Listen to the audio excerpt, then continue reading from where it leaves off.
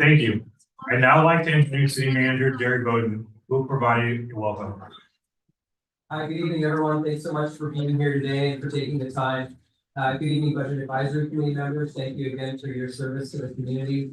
I want to thank everyone for making time to be part of this really important conversation. Obviously, there are a lot of people here tonight, including the committee members who are prioritizing the community's funding and our the future stability, financial stability for the organization in their time commitments. So the city council and I are beginning to receive a lot of input and thoughtful commentary and concern from the community.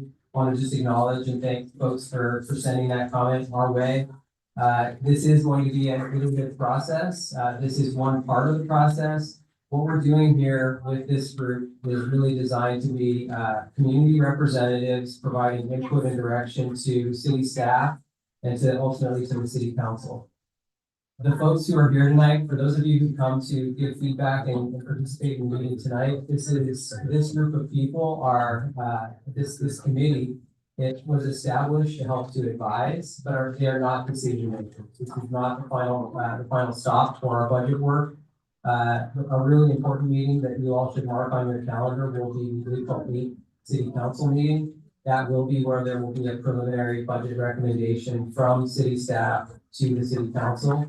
That also will not be the final stopping point for our city budget. There's still a couple of months of budget development work that goes. The April 8th meeting will be a preliminary budget recommendation based on the reductions that are being contemplated at this time. The draft city budget will be presented in May, and the city council will be presented with a budget recommendation for adoption in June. And so what I'd like to just do in terms of training this evening to make good use of everyone's time is just remind folks a little bit about, or maybe for some of you, illuminate how we got here. We have not, as a city, been invested in long-term financial planning and looking at our city's financial future in a really comprehensive way. That's not my opinion. That's an opinion from an outside independent third-party advisor that the city brought in to look at our city's finances. Over the years, we have provided programs and services. We have not expanded staffing. We have not really fully taken into account the revenue needs that go with those services and programs. We've built a lot of new amenities, which are have been welcomed by the community and are really important parts of what we have done over the years. But all of these things have costs and they need to be maintained in the long run. And then COVID hit the city in a way that was masked slightly by the federal relief funds that came to the city. They're called ARPA funds, American Rescue Plan Act funds. That was about $3.6 million that was put into the city's general fund to help to smooth us through the COVID pandemic. And all of this sort of expenses growing faster than revenue scenario unfolded in a way that has brought us to a point where we now have a structural deficit in our city that is approximately $13 million on average over each of the next 10 years. The reality of that situation gets pretty bad in the middle years where we approach $17 million of structural deficit. And so it's really important to recognize that we are in a position where we do have to make hard decisions about the services and programs that we're going to continue to provide moving forward, knowing that we want to get to a point where we're living within our means. And so, again, thank you all for coming out tonight. Arun Zavala is going to provide a little bit of context around how the meeting's going to run tonight in an effort to be as efficient as possible with folks' time, recognizing that your elected officials are the people who will ultimately make a decision on the budget. And their work is happening in April, April 8th, again in May. We'll publicize the May date a little bit more clearly as the budget comes together, and then finally adoption in June. So thank you all again for coming out tonight. Appreciate everyone engaging in this really important topic for the city. And we're looking forward to a healthy conversation tonight with the Budget Advisory Committee. So with that, I'm going to turn it back to Arun Zavala, and we'll talk a little bit about the new format this evening. Thank you, City Manager Bowden. We'll now move to our public comment period. If you haven't already done so and wish to speak, Please fill out a comment card and place it in the tray.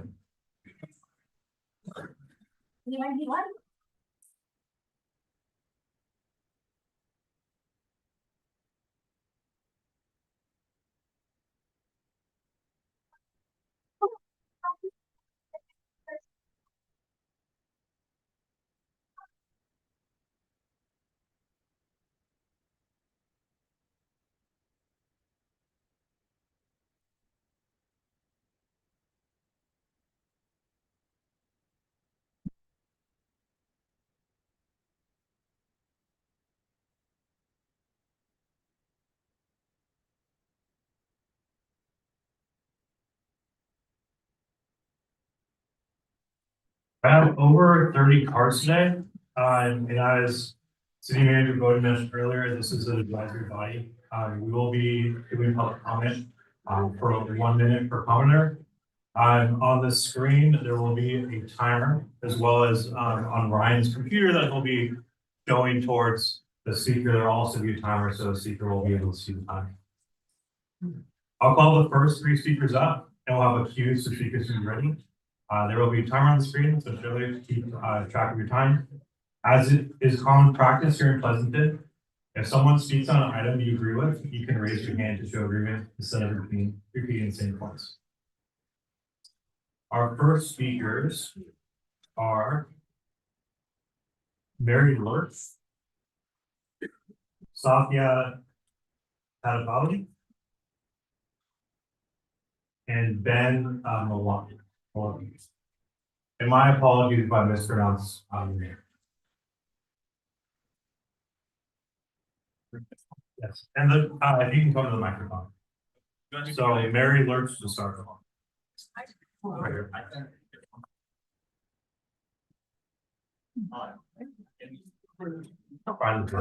Thank you. And then Ryan, you the timer on the screen. My name is Mary Lurch. I've been a resident of Pleasant.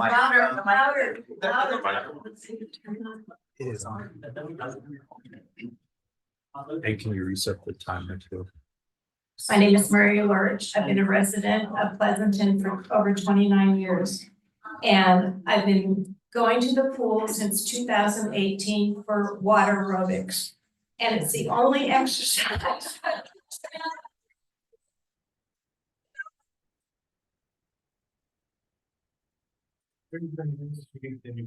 It's the only exercise I can do. And I don't know what I would do if the pool closed. I know what I would do. I'd go to Dublin and take my money there, and I'm sure the city doesn't want that to happen. So please reconsider any decision to close the pool.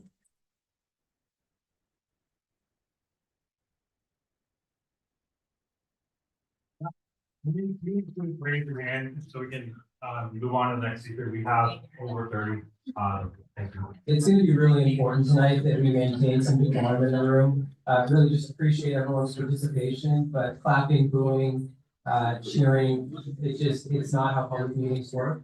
It's really important that we're here to support one another, listen actively, and yeah, raising hands is the way to do it here this evening, so we can be efficient and respectful. Thank you. Thank you. The next speaker that we have is Safia.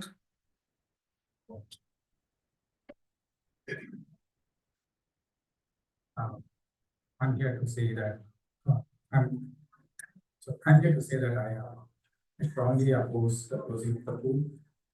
My 2 daughters both swim at the pool. The reason that I moved to Pleasanton from another city is for the pool, and they have been swimming for the last 5 years. And I don't know what we will do. Maybe it's actually a good community support for having the pool, and it invites a lot of people from other cities in that pool. It's not only Pleasanton residents are swimming, there are a lot of kids right away from Mountain House, Central Valley, are coming and joining that pool for swim classes. So I suggest we continue this program, kids in the community, and even for the adults for there. And I strongly request not to use this. Thank you. Thank you. The next speaker is Ben Malone. Is there a Ben, in the lot? Chief Testa, can you check it to see if there's a Ben outside? Thank you.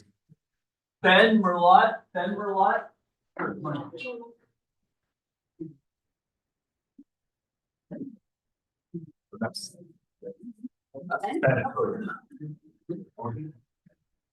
The next three speakers to queue up are, Pete Miller, Natasha Thompson, and Alex, Alton. Good evening, everyone. My name is Ben Willett. I have a daughter who's a senior in high school and is on the PLS swim team. We're relatively new. Do I do this too? We're relatively new to swimming here in Pleasanton, but the community's been great, very welcoming. My daughter has already felt a strong sense of belonging to this team and this pool. I think it would be devastating to all these kids if this pool was shut down and limited in its capacity. So just like to share that.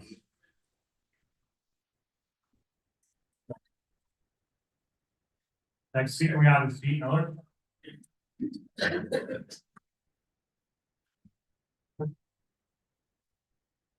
evening. As a 6-year resident in Pleasanton, I can't tell you how much gratitude I have to be able to live in this community. And one of the things that we did many years ago when we reached out to the community, from the last meeting that we did, I only saw maybe a section like this in the entire budget committee. To see this tonight is awesome. So I went, me and a friend, Greg Thome, I went to the farmer's market with no press or anything else, just to go ahead. And I took this information from the last budget committee, went ahead and made a chart up and saw what the intellectual curiosity folks of Pleasanton would have the time to take a look at this and read it. And it was amazing how many people dropped by. And I would just like to, Thank you for your time, but your time has expired. I'd like to give these, submit these. Thank you. The next speaker that we have is Natasha Thompson. As I only have a minute, don't close the pool, we love the pool. But I wanted to say, so I made a lot of effort to go through this thing online with the budget cuts that are proposed, and it's a joke. I don't know what half of these things mean. I have 3 master's degrees, and I'm like, what does this mean? Where is the information? Is this like to pull the wool over our heads? Is this whole we're closing the pool?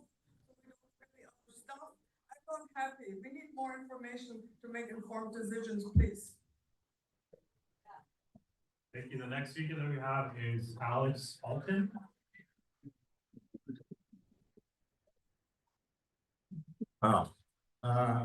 My name is Alex Alton, and I swim with Tri-Valley Masters, so I'm here to support the pool and actually also the library too. I would support that. But I do have a question. How the heck did we get into this situation with not having a budget? And is there, I mean, I know it's at least a year, maybe 2 years before we can put anything on the agenda for voting. Can we maybe raise fees, or is that an option to help save some of these programs? And that's all I have. Thank you. Thank you. The next 3 speakers that I have are Brian Benoni, Mike Lee, and Greta Woodland.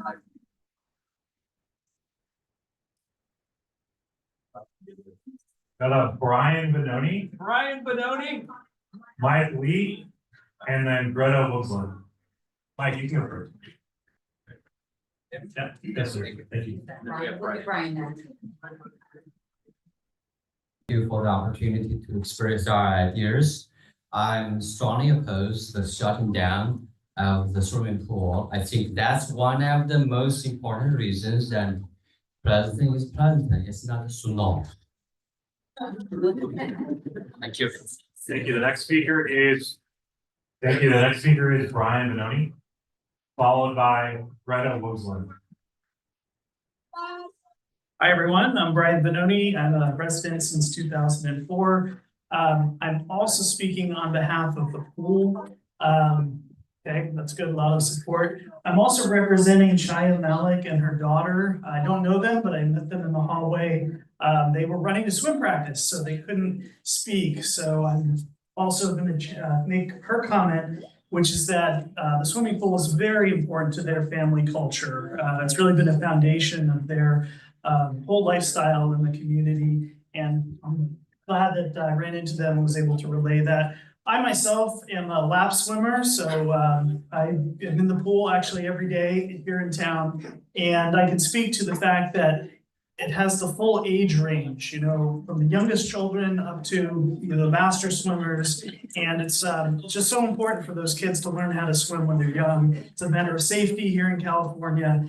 And I've traveled all over the state, and every town has an aquatic center. And it would be a shame to be the outlier. Thank you for your comments. Thank you. Yep. I also like the library, but. The next speaker that we have is Greta Woodland.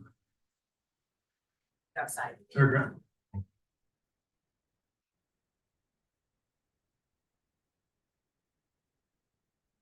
Hello, my name is Greta Wogslin, and I am a senior at Amador Valley High School. I am here to advocate for the Firehouse Arts Center. Hi! A lot of great people, big community of people, and the reason I have any confidence to be up here right now is because of the Firehouse Arts Center teaching all of its participants to project and be heard. And I really wanted to be heard because community theater, the key word is community, and that is something we need right now in this time of political turbulence. Creativity, friends, is really all we need to. Can I get another hands? Hi, guys. The arts are so important right now, and it is so important to me that these amazing programs stay alive and keep going because they are so important. I'm gonna be leaving Pleasanton soon, but I want it to keep thriving. And so the children, the people of Pleasanton can continue to be inspired and empowered by the arts. Thank you. Thank you. The next three speakers are Steve Toshi, Matt Stevenson, and Robin Toshi. Steve Toshi. Thank you. As a community of character, we cannot lose our community budget cuts. The Dolores Bankston Aquatic Center was and continues to be a critical infrastructure of our community. Generations of children grow up in Pleasanton learning to swim at Dolores Bankston, being on the swim team, and many become lifeguards and swimming instructors. As a native Californian lifelong swimmer, ex-lifeguard, ex-swimming instructor, current competitive swimmer, current Dolores Bankston master swimmer, and Dolores Bankston lab swimmer, I'm a witness to the community the pool brings to Pleasanton. Hundreds of swimmers every week, thousands of children, young adults over the years who consider the pool a vital resource for stress relief, mental health, physical fitness, competition, and fun. It's truly a priceless community asset that simply cannot be sacrificed. It's priority number one. As a native Californian and a swimmer, I can attest to the myriad of water encounters the youth, born and unborn in Pleasanton, will encounter over the next decades of their life, and they will always treasure that they learn to swim here in Pleasanton and be able to bring those experiences with them. Thank you. Thank you, sir. What was your name? Steve Toski. The next speaker that we have is Matt Stevenson, followed by Robin Toshi. Thank you. My name is Matt Stephenson, and my daughter swims on the Pleasanton Seahawks swim team. And this season, I'm the lead director for the meets that we host today. Town hall report that this committee has created mentions event and hotel taxes as a way to increase revenues. I can tell you that the DPAC is already part of this. It is probably not accounted for in the suggested 1.2 million cost of the pool. Last November, I directed a meet with over 700 individual non-Pleasanton swimmers. They come from all over the state and from Nevada and other Western states. These swimmers, their coaches, and families are staying in our local hotels, dining in our restaurants, and creating revenue for local businesses and taxes for the city. This will go away if the pool closes and we can't host meets anymore. Thank you. Thank you. The next speaker that I have is Robin. Hello, thank you for giving all of us the opportunity to speak today. I'm Steve's wife, so we met in a swimming pool. I'm a 35-year resident of Pleasanton, a seasoned pool user. I've been a member of TVM, Tri-Valley Masters, a 100-member Masters team for over 25 years. All three of my kids swam on the Seahawks, played Stone Ridge water polo, and became lifeguards at DVAC. I reviewed the list of potential cuts, and the public swimming pool should not be on that list. It's the top of things to keep open.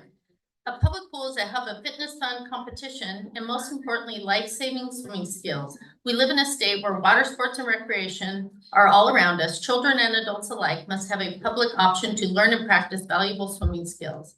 We're fortunate enough to have this beautiful facility with great management and programming. It's truly a jewel of the Bay Area. For those of you that are swimmers and parents of swimmers and have traveled to other pools, it is like. Your time has expired. The next speaker is three speakers Is it that we 3 have. minutes? It's 1 minute. One, okay, It's sorry, I misread. Hans Weisfeld, Don Burnett, have Evelyn and Ella.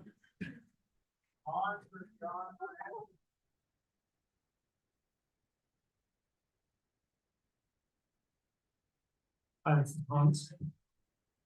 So I'm actually, although I am a master swimmer and keep the pool open, I'm actually here tonight to talk about theater, children's theater, because my kids participate in that. And, I think a lot of the sort of what you've seen in terms of the level of interest in closing, in not seeing the pool close is sort of the reaction to having a complete resource taken away. And what I want to emphasize is for theater, if you shut down theater programs at the firehouse, there is no children's youth, musical theater or any kind of theater in Pleasanton. So just like swimmers need a pool, the theater kids need a place to be on stage, to be led by directors and choreographers, and to participate in the amazing community that really transforms their lives. So please don't close the firehouse programs. Thank you. Thank you. The next speaker we have is Don Burnett.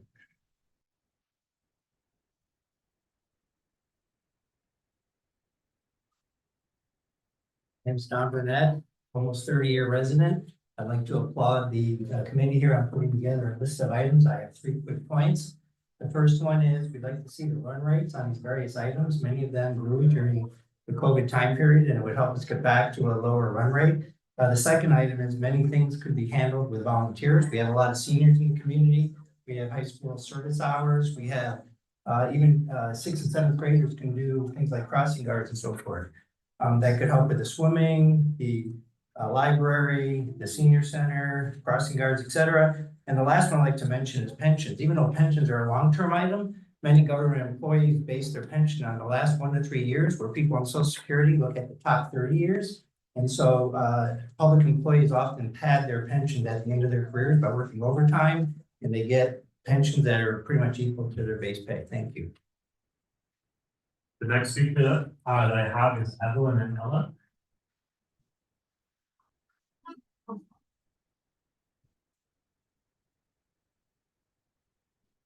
Hello, I'm Evelyn and Ella and Joy. We are trying to support UITC in the Firehouse Center. We love doing theater and we really don't want you to come.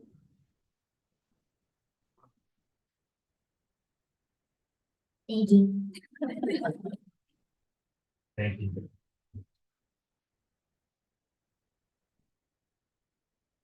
The next 3 speakers I have is Carolyn. Last name starts with an M. Yeah, that's great. Hannah, Haley, last name starts with an S. And then Vicky LeVar.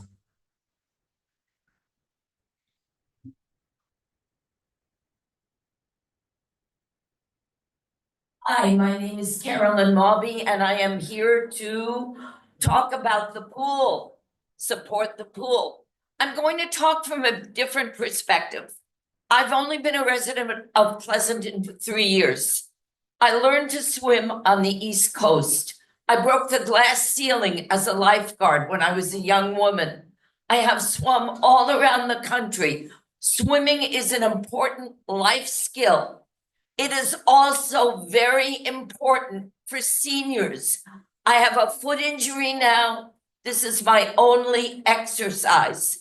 I know a lot of people who cannot walk well, who have different issues, and swimming is very important. Thank you. The next speaker I have is Anna Aileen Soy.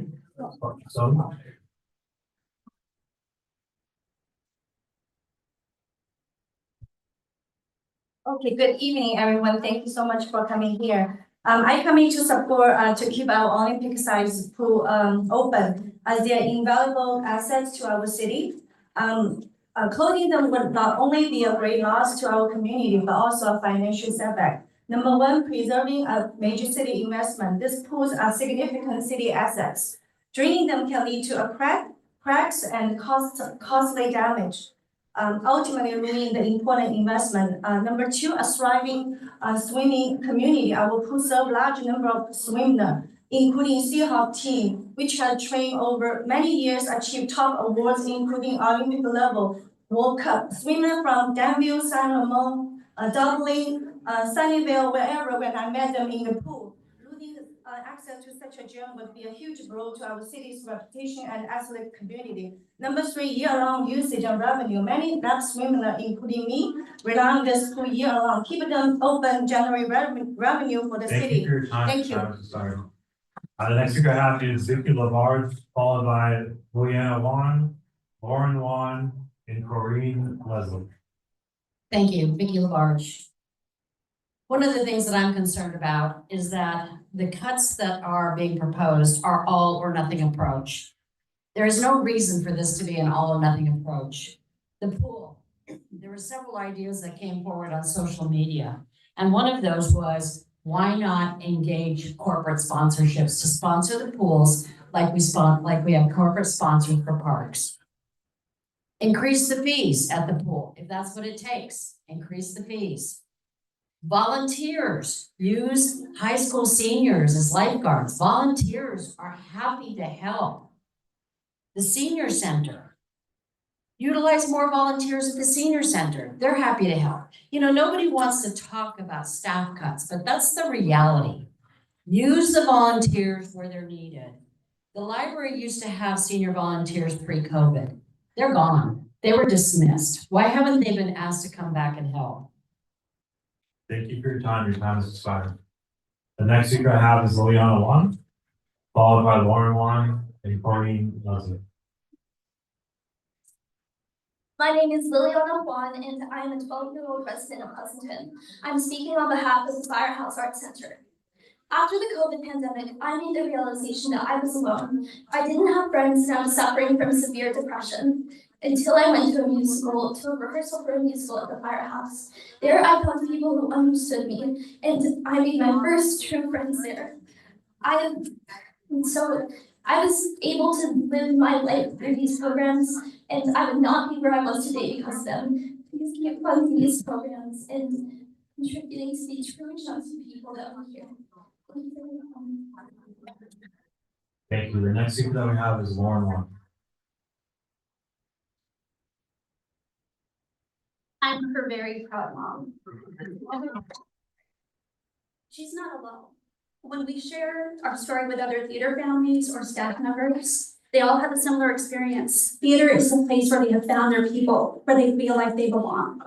When watching Broadway stars receive Tony Awards each year on TV, the sentiment is echoed in their speeches. Theater was their safe place too growing up, when kids at school were unkind, or when the world at large was unwelcoming. Every human, every child deserves and needs to have a place, a safe place where they feel like they belong.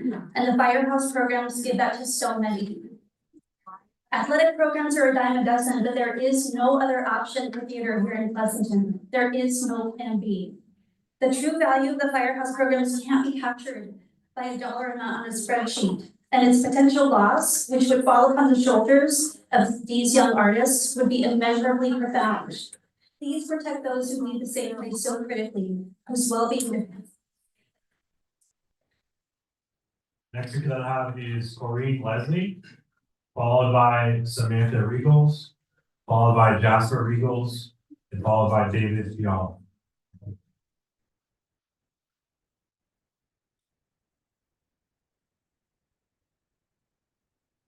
Thank you for having us tonight. I'm Corrine Leslie. I've been a resident of Pleasanton for 28 years. We raised our children here.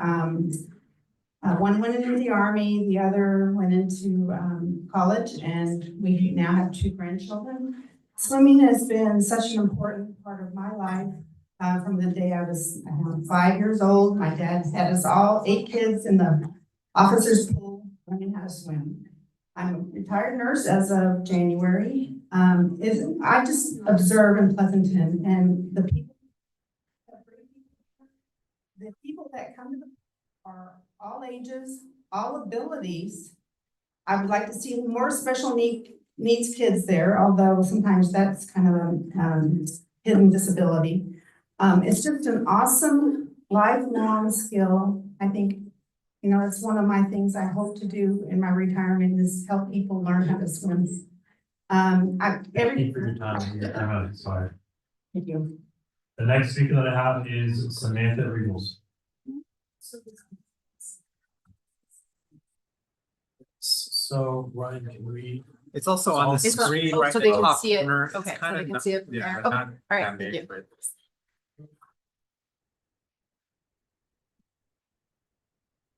Hi, I'm Samantha Regals. I have a junior at Amador High School and I have an 8th grader right now. And those 2 kids have been doing the Pleasanton Youth Theater Program since they were really, really small, all the way through, except for that short break during the pandemic and that weird time when they were doing theater with masks on, which wasn't great. But I just have to tell you that the programming at the Firehouse Art Center has been so incredibly impactful for my family that I cannot imagine what our lives would be like without it. I'm over there several times a week. Both of those 2 kids are currently involved in production right now. So to this committee, I'd like to ask you to take those dots and look at the spreadsheet one more time and please try to reconfigure how you have it all arranged so that you can save that program. It's only $250,000. It's a very small line item in your budget. Speaking of which, oh my gosh. Okay, I guess I'm done. Thank you. Thank you. The next speaker we have is Jasper Regals. Hello, I'm Jasper Regals. A lot of middle schoolers would probably be intimidated by the thought of speaking before this committee. I'm not. And that's because of the experiences I've had performing with the Pleasanton Youth Theater Company. Theater is where I found my place in our town, where I've made friends and developed a love of the performing arts. For kids who aren't into sports, Pleasanton doesn't offer much. But the Pleasanton Youth Theater Company is both a home for them and a source of inspiration. Please, don't cut funding to the Firehouse Arts Center and eliminate this terrific program. Thank you. Thank you. The next speaker I have is David Fiala, followed by Emma Long, followed by Sophia Henning, followed by GP Maloney. I'm David Fiala. I'm a 4-year crossing guard and a 33-year resident. I speak for many of the other crossing guards. On your form titled Potential Program Reduction, you note that quote unquote, crossing guards provide a perception of pedestrian safety. This is incorrect. We provide real safety, and in fact, I know of 2 crossing guards who have been hit by cars while trying to keep our kids safe. We protect students from bad drivers who speed, who are distracted on cell phones, who run red lights, and who make illegal turns. And we teach students correct safety protocols. The recommendation for use of volunteers as crossing guards will not work because we have difficulty enough in getting paid crossing guards. Volunteer crossing guards will not commit to working in rain and or heat. With both parents working, who will manage this volunteer team? The person who suggested this? When a kid gets hit, will we scramble to put everything back together, and will it be too late? This is a public safety issue, so it should rank with police safety. Thank you for letting me speak. The next speaker that we have is Emma Luong.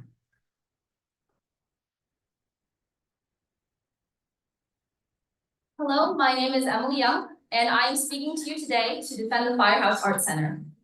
This place has transformed my life. It's where I met all the people who made me today. And it's where I have met all my idols, and I wouldn't be the person I am today without them. They've all inspired me, and all my friends are there. I do not participate on a team outside of school, and so I would not have a place to meet other people outside of this theater. So I hope you save this theater. Thank you. Thank you. The next speaker we have is Sophia Henning.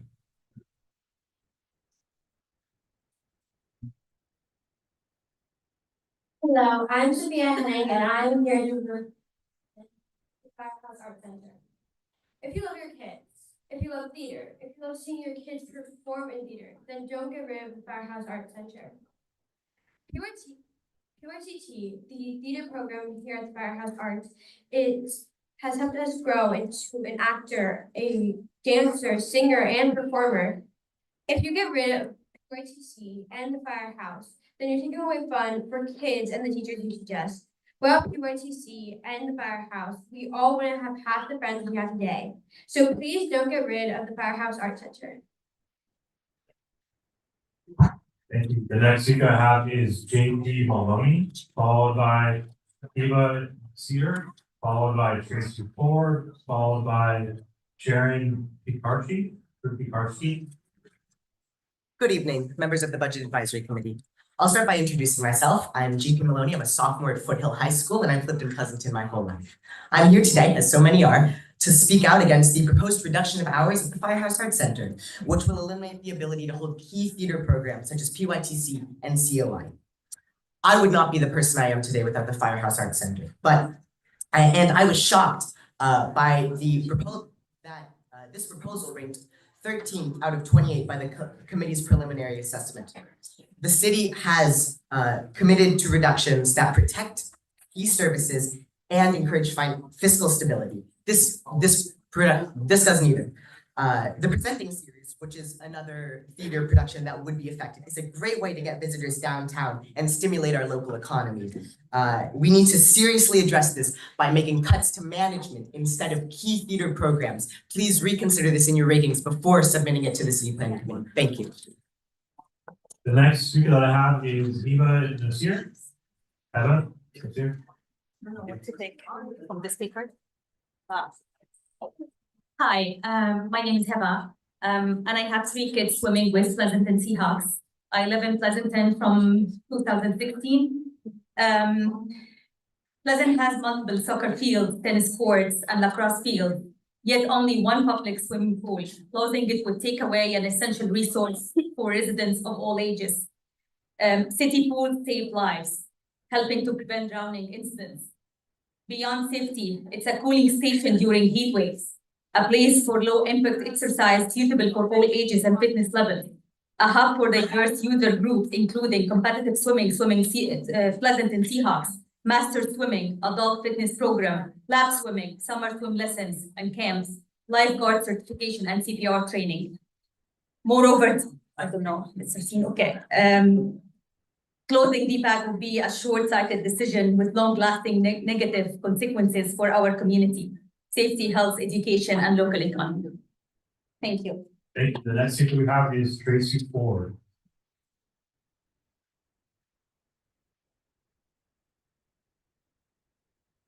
Abbreviated version here.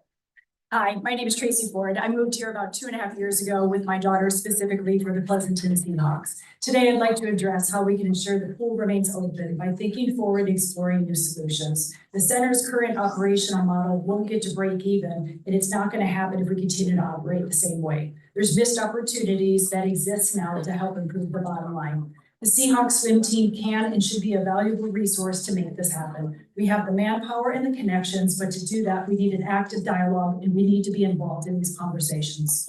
We need to start thinking outside the box. Capital campaigns. La Jolla did it. They got pool improvements and renovations to their pools. Learn to Swim program grants. USA Swimming donates $750,000 every single year. Multi-year corporate sponsorships, which somebody mentioned earlier, host specialized swim faster and swim technique clinics. The Learn to Swim program at the pool, 2,500 families do that, and there are wait lists every year. Do it during the summer, offer it more often, make more money. Time is expired. The next speaker that I have is Sharon Pekarsky, followed by Sean Lamb, followed by Richard Ennis, followed by Phoebe Zhang. Yeah, I was dismayed to see that the sustainability manager position scored poorly. At $100,000, it saves the least amount of all, but its importance can't be overstated. The sustainability manager position would work toward meeting our climate action goals. A key part of the responsibility would be to apply for grants. Receiving even one grant would pay for this position many times over. If we don't mitigate climate change, the damage of increasing weather severity will overwhelm our ability to maintain our infrastructure. Locally emitted pollutants also damage our community's health, and a collapsing climate will even threaten the very lives of our children and grandchildren. It doesn't seem prudent to make such a small cut to something that will likely more than pay for itself and help us work on such an important issue. Please reconsider cutting the sustainable manager position. Addressing climate change is a huge health and safety issue that shouldn't be ignored. It's also possible that there may be one of our valued employees that could fill this position that would otherwise lose their job with some of the other much larger cuts. The next speaker we have is Richard Ennis. Sorry, it was Sean. And then Richard will follow, followed by Phoebe. Thank you, that's what I thought. I'm here in favor of keeping the pool open. As you can see, my t-shirt itself, it says President Seahawks. For a few reasons, I see that the pool serves people of all ages. I've seen, as a non-resident, I see a lot of activities that's been going on supporting this, and also the businesses it brings for myself into the city. It would be such a world-class, the city of Pleasanton losing a world-class swim team. Thank you. Thank you. The next one I have is Richard Ennis, followed by Phoebe Zhang.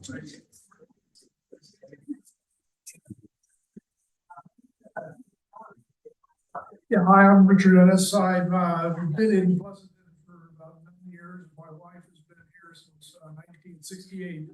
She's paid a lot of taxes. And I use the Dolores Bengtson Swim Center of the master's program. And when I'm at the pool, there's people that the place is crowded. You'd be taking away a valued asset if you close it down. And when you think about the hundreds of thousands of dollars they spent 3 or 4 years ago to remodel all the bathrooms and everything, I think it would be irresponsible to shut it down now. There's ways of increasing the income coming into the pool. I mean, I personally would be willing to pay more for my activity, the master swimming.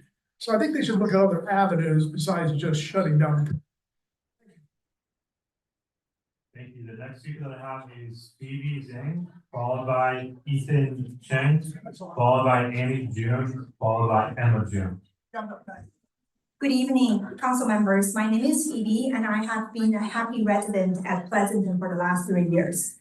Today, here with me is my son, who is a dedicated swimmer at the Seahawks. Ethan is right there. He's going to be speaking after me. We're here today because we're very concerned about the proposal of this is not just for the athletes, because it's actually an essential amenity for the city. And from the consensus, we have learned that 23.3% of the Pleasanton population is made of children under the age of 18, and 16.5% of that population is actually made of seniors, who are many in this room today, over the age of 65. And for them, this is going to be extremely impacting them adversely. And I ask the council to reconsider and keep our pool open. Thank you. The next speaker we have is Ethan Chen, followed by Amy June, followed by Emma June.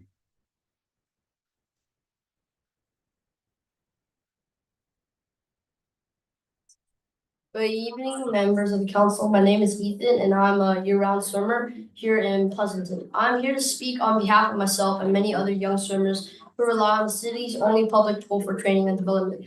The proposal to close the pool is a tough one for us reasons. The pool is where me and my teammates spent countless hours training and working toward our goals. Losing it would mean losing access to a facility that's been critical to our progress. It's not just a place to swim, it's where we learn discipline, teamwork, and to push ourselves to be better. Without it, we would be forced to find alternatives that are often expensive or far away, making it harder to continue training at the level that we need to reach our goals. I urge the council to keep the pool open. Thank you. Thank you. The next speaker I have is Annie June. Hi to the Budget Advisory Committee. My name is Annie June. I'm a proud parent of 2 children in the Pleasanton Arts programs at Firehouse, sophomore and 7th grader. And I'm here just to urge you to reconsider any budget cuts that would threaten these programs because they're not extras. They are truly essential to raising a resilient, capable, and engaged young people who will contribute and one day lead this community. All the parents I think here in the room want their children to succeed, and not just in school but in life. And I see in the Pleasanton theater program more than just creativity or a fun place to get together, but it really is where determination, perseverance, and resilience are practiced and developed over months for not just a select few but a range of students across the Tri-Valley. I would also just like to add that, you know, we always talk about growth mindset. You hear a lot in school settings. This is where it actually gets put into practice. Our youth get to learn that it's okay to fail, that failure isn't the end, that it's part of the process. In a world where so many teenagers are anxious, this is so important. Thank you. The next speaker that we have is Emma June, followed by Rosalind Bandash, followed by Kevin Lee, followed by Manish Khan. Hi, my name is Emma June and I'm a sophomore at Amador Valley High School. I joined Pleasanton's theater company around 9 years ago, and I've learned that theater isn't just something that involves acting, singing, or dancing, but it also brings people together that are different to create a new community. Taking this program away would be more than just cutting extracurricular activities. It's blocking an outlet that would spark kids to develop a voice and kids who are just starting to find it. And especially in today's climate, it would be cutting an important place where young people learn how to collaborate, grow their confidence, and create something meaningful as a group despite their differences. While I love being in productions, one of my favorite things to do after all these years is to watch the youngest age group of performers at the Firehouse. And sometimes I'll just sit in the front row crying because it inspires me so much, because these young kids remind me of myself with that spark and with that passion. I know that budget cuts force tough choices, but cutting this program is not the answer. Thank you for your time. You guys. Thank you.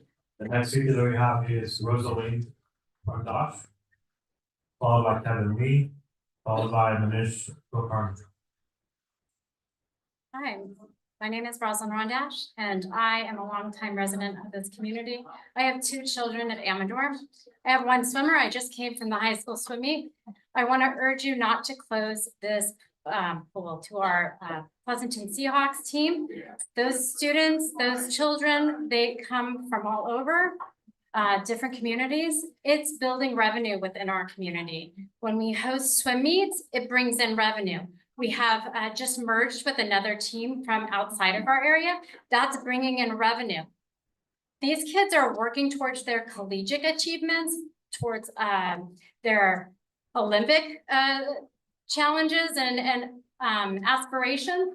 Do not take this away from them. If you think that they're going to be able to go to the high school pools, those pools are full. And they train with the Pleasanton Seahawks. They go and they compete in high school. Those kids are competing at a level that far exceeds what you would expect in a high school. The next speaker that we have is Kevin Lee. We have Kevin Lee. Chief Justice, you know if he's outside. Kevin Lee. Thank you. We have Manish Khan. Is there a Manish Khan? Manish Kilpani.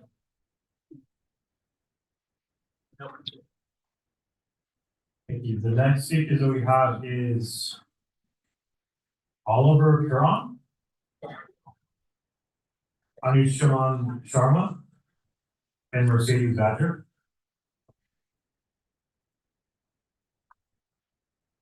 Hello. Hello, my name is Oliver Kuran. I have been a resident here for all my life. I say to keep the the Seahawks, the swimming pool open. I say this because my sister has recently been trying to do lifeguard training and she needs a place to work at. And me, I've been swimming there for 3 months. I've been swimming 1 year throughout my whole life, and Seahawks has really encouraged me to be a better person. And yeah, that's all I have to say. Oh, and I have one more comment. Everyone else that spoke, I encourage them to just speak out more. Everything's good here. Thank you. The next speaker that I have is Anushaman Sharma, followed by Mercedes Badger.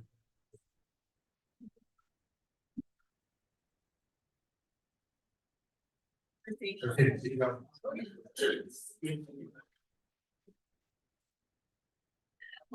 Good evening, Budget Advisory Committee.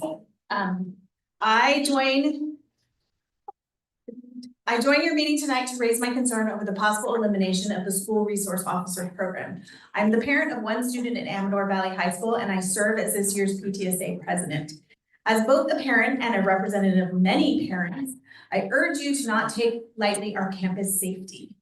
Our Officer Jones is able to maintain a police presence at the entrance to our school, serve as a close first responder in an emergency, radio in for backup faster than any employees can call 911. In such emergencies, SROs are in a unique position to react quickly and shorten the 12 minutes it took for police to arrive at Marjorie Stoneman Douglas High School, or the 47-minute delay at Columbine, for the extreme 75 minutes in Uvalde. Pleasanton's size no doubt would eliminate long reaction times, but an active shooter doesn't need much time to bring about a loss of life that would terrorize this small city. The SROs on our campus have the ability to eliminate threats with immediacy. Thank you for your time. Your time is expired. Okay. The next speaker that I have is Matthias Loser, followed by Daniel Zhao, followed by Sharafali Shaharwala. So Matthias Loser, Daniel Zhao, and Sharafali Shaharwala.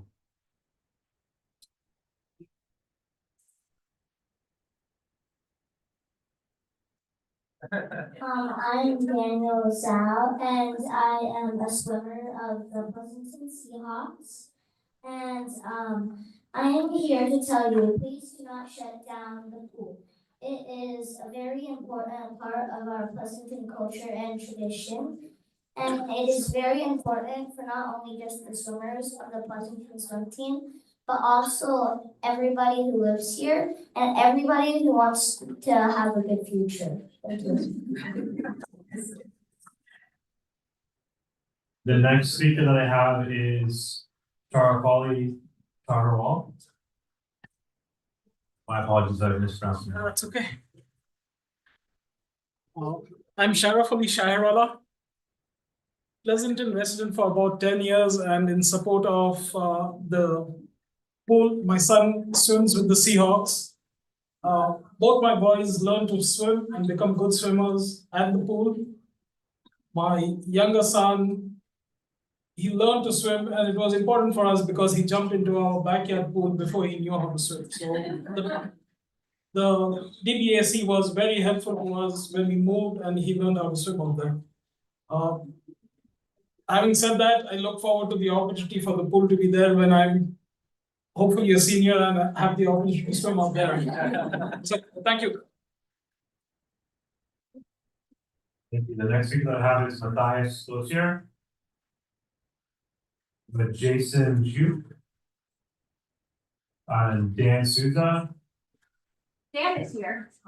and Mimi Ivanova. Matthias is that? Yeah, Matthias will be here. Matthias? Matthias?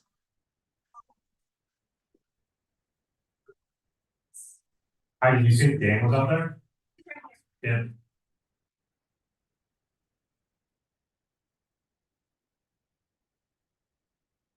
Hi, my name's Dan Souza, and I've been a resident here for over 55 years. And my big pet peeve is closing the library certain times of the day or of the year. I'm a volunteer for over 25 years with the Friends of the Library, and the money we make and all that we control a lot of the programs, especially from kids all the way up to seniors, handicap, whatever. So I think all the programs are so important that we're open on weekdays and weekends, but a lot of the parents working and so on, they can only come on the weekends, and sometimes on the weekend, and sometimes they want to close it down so many hours or whatever it was, or days.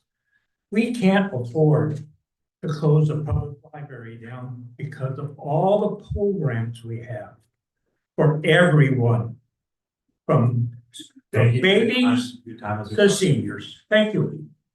The next speaker that I have is Mimi Ivanova.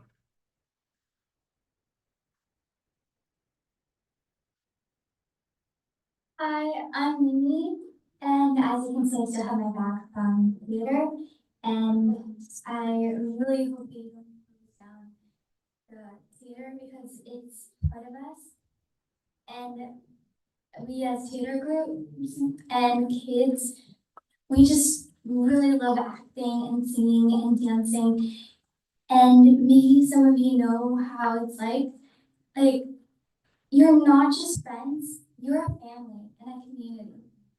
And without that, you'll just be taking that away, a child's dream.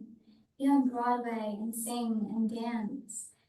And if you play a sport like cricket or tennis, and without those groups, you can't play. Well, except if you play in your yard. But then you could like break a window and then your parents would be mad at you. But you can't take that away because that's part of who we are. Thank you for your time. Your time is so sorry.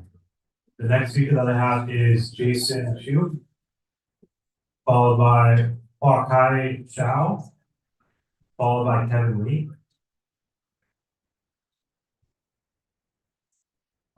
It was Jason Chu.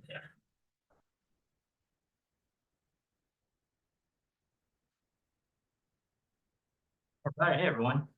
So yeah, like I just want to you know, a lot of residents brought up like with this budget thing, is like is it all or nothing, you know, right? And so, you know, residents gave a lot of good ideas for savings, you know, revenues, right? But some of the calculations, right, for the budget, you know, how we came around the savings is a little kind of like where did numbers come from, right? Like I'm a little confused about it, right? So I wonder if the city, you know, like probably should just maybe release the general ledger, the list of all transactions and spending, because, you know, we got a lot of smart people here in Pleasanton, right? You know, most of our tech workers. And we can kind of like go and look at it, you know, in more detail and kind of come up with ideas that could help, you know, you figure out like, you know, why we're in this mess, and then, you know, like the residents can think of, you know, good solutions, right? And they just kind of all or nothing cuts, right? And so, yeah, so I think like, you know, especially since, you know, like, you know, I'm a software engineer, right? You know, it's like we could take kind of like the city's kind of finances, right? And maybe I can make a dashboard and make it available for people, and so we can see it in real time instead of, you know, letting, you know, people kind of be like, oh, you gotta like choose all or nothing, right? It's like close the water center, you know. Okay, thank you. The next speaker that I have is Hawkeye Chow, followed by Kevin Lee.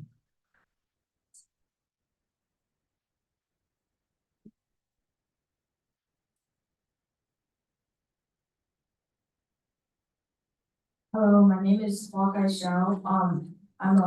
I just came from swim practice at Dolores Bankston Aquatic Center, and I go here pretty much every weekday, and as I practice for almost 1.5 hours, and it really helped me like build it helped me improve my swimming a lot, and helped me build my character as well as teamwork and sportsmanship. And yeah, and I also made a lot of friends, and I feel like a lot of people also have made new friends.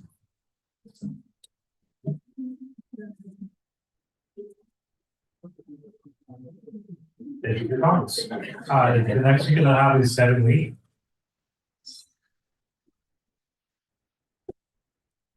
Hi, everyone. I'm Kevin Lee. I'm a senior at Emerald Valley High School. I'm sorry I'm a little out of breath. I just ran here, but I'd like to speak on behalf of the theater today.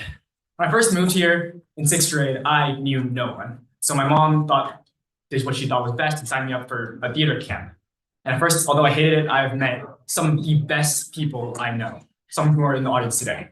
And the community and the friends and the family that I have made there, along with the directors that have truly put in hours of work. The friends and my peers and employees put hours of work into the theater and into the program. It's just one of the reasons on why I love Firehouse Arts Center.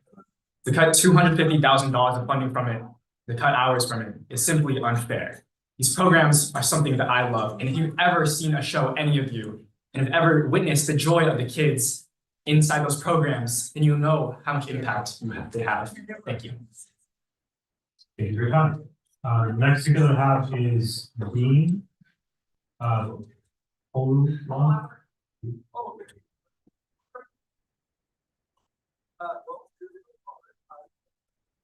Thank you. I'm Dean Holaga. I use the pool here, and I'm here to speak on behalf of the pool. Primarily because, like a lot of people, I get a little more infirm with age, and that's the only exercise I can do.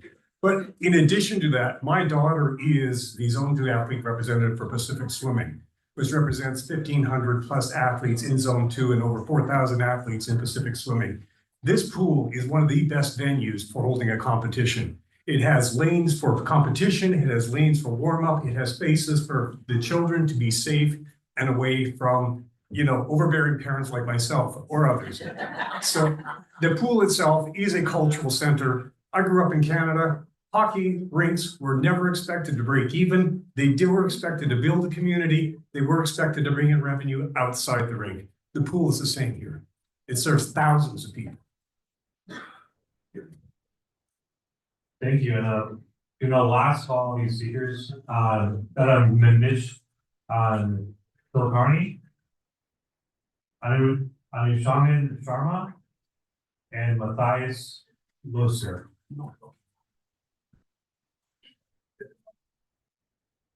And with that, that is the last public comment part I have. I'll close public comment. Thank you, and pass it over to City Manager Gordon. All right, wow, thank you so much, all of you, for taking the time to speak with us tonight. The committee will be taking your comments into consideration. I guess I'd like to just acknowledge a point that I made at an all-employee meeting earlier today, which is really, no one wants to be in this position. This is not a predicament that anyone particularly is relishing, and I want to give a shout out to our finance team. Starting in late 2022, early 2023, we looked at our city finances with a much different lens. And what we recognized first is that we had close to $1 billion of state of good repair needs, taking care of buildings like our library, our facilities across the community. We have 46 parks, over 100 buildings, including our pool, and so $1 billion, 10 years, no money set aside to address those needs. Then we switched over to our operating budget. We built a more detailed and comprehensive long-term financial forecast, again showing sort of steady state, about average of $13 million of structural deficit for the next 10 years. Any kind of economic slowdown, and we jumped to about $22 million per year. That's on $155 million general fund budget today. So it is a significant financial hurdle for us to have to address at this time. The current city council, this has been years in the making. This is something that creeps up over a lot of time, and so for The people around the table right now, thank you for your engagement on this issue. For the staff that are here at this time, we're looking forward to turning this for the community.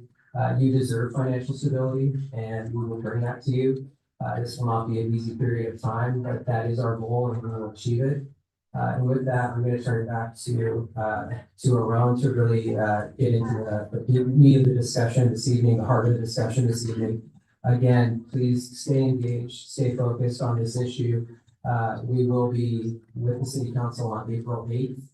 The council is the final decision maker, but what we'll have for you by that time is more refined, detailed explanation of reduction recommendations, as well as impacts, and a thorough discussion with the council at that time. Again, leading to what will be a more comprehensive full draft budget in May, and then budget adoption recommendations in June. So I'm going to turn it to Aaron, and we'll get on with the rest of the meeting. Thank you so much. Thank you.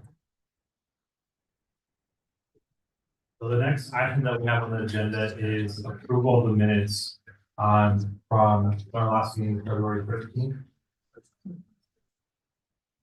So to start with our committee, are there any comments or questions on the minutes? Any adjustments? And actually what we'll do is we'll wait until the review.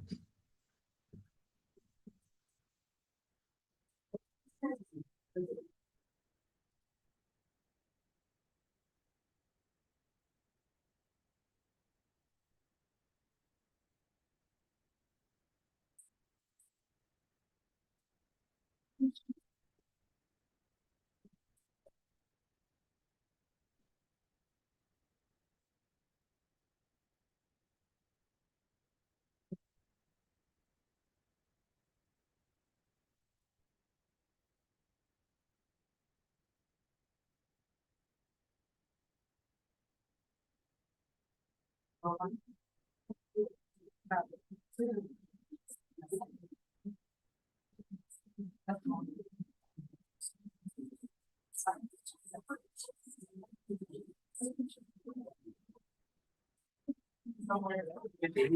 can take your conversations outside so we can continue with the meeting.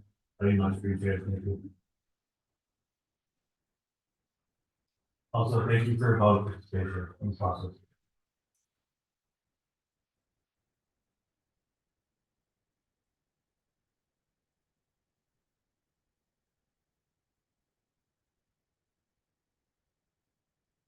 All right, we'll resume the item at hand, which is to go over the minutes. Are there any comments or questions regarding the minutes? Do I have one moved in? Or second? Thank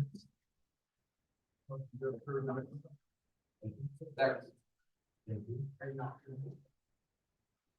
So I've got a motion by Commissioner Dickey, followed by a second by sorry, Bellucci. I'll just do a roll call real quick. What you said? I was absent. I'm sorry. Do you abstain? Bellucci? Yes.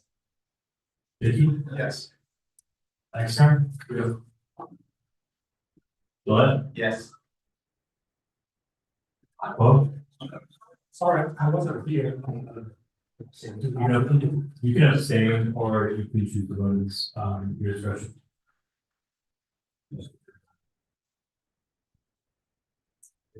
Yes, we're sure now. Okay. Yes. Yes. Yes. Thank you. With that, the minutes are approved. Next item that we have is to review and confirm the budget reduction and recommendations. I want to start off the presentation before passing on to Assistant City Manager Ott. So the first couple slides is a refresher from our last meeting as we go into this process. So we are looking to address a projected deficit. Sorry. You have 1 minute.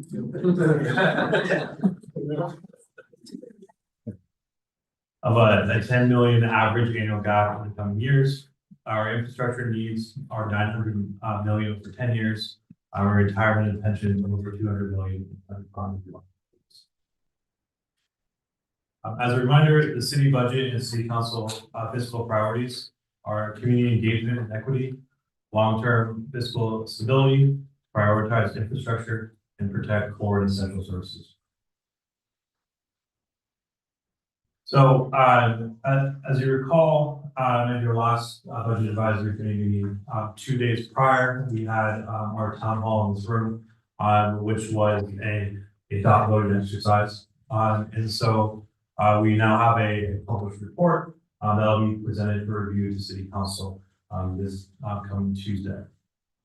So in total, we had about 90 attendees participating in the dot voting exercise. The themes that we saw was a strong support for preserving library hours, senior center hours, and Dolores Bankston Aquatic Center.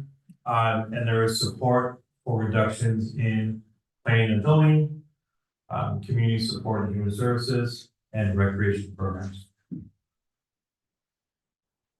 Currently, we have ongoing community engagement, but right now we have our budget tool, engagement tool, and that is open until March 24th.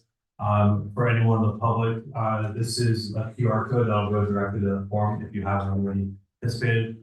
But as of earlier today, around 3:30 p.m., we had about 500 participants so far. And then the last kind of reminder is key considerations for the budget advisory committee feedback is alignment with fiscal priorities, community impact, operational feasibility, and additional cost saving opportunities. And with that, I'll pass it on to Assistant City Manager. Thank you very much.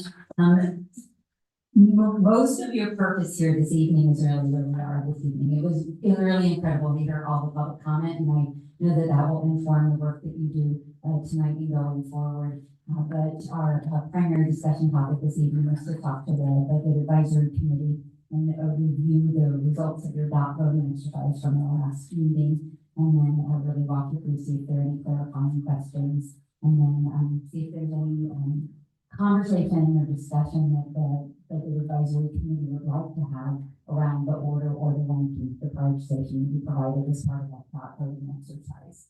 And so what you see on the screen in front of you, and I'll just remind you, when this committee did the dot voting exercise last time, you were asked to put a colored dot, the blue dot, on a recommended reduction, and a red dot on the do not reduce, and you had an opportunity in the middle to talk about potential reductions that you weren't necessarily saying, I want to reduce them right now, but you might be willing to discuss. The upshot of all of that is the ranking that was provided in the agenda packet that was given to each of you prior to tonight's meeting, right? And it is your prioritized ranking. And so to start to see on a couple of the slides what we have here tonight is that ranking, same exact ranking that you have in your agenda report. And for your benefit, for anyone who's with us tonight, the higher the number means the higher the number means the bank's propensity or interest in making that reduction.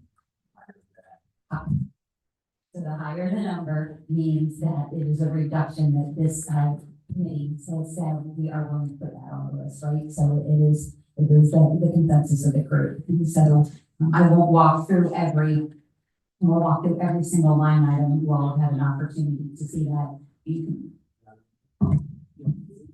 Thank you. Just to point out how we got to those preliminary ranking numbers is every blue dot was given 1 point, every green dot was given a half point, and every red dot was given -1. Which is our way of saying that's why you see 0.5s on this one. We have both dots. So thanks, I appreciate that. And so again, you can see that the highest number, the one that got the highest ranking here were those groupings of internal services and operational support for some internal personnel investments and reduction to professional services and contracts. Really close behind that was the category for further reducing general administrative costs. That was generally a bucket of, around 2.3 million that we brought to the back to discuss at our last meeting. And then you can see the rankings start to write it down just a little bit. Next, we have some reductions in plan checking and long-range planning and permitting consultant contracts, a reduction in community support subsidies.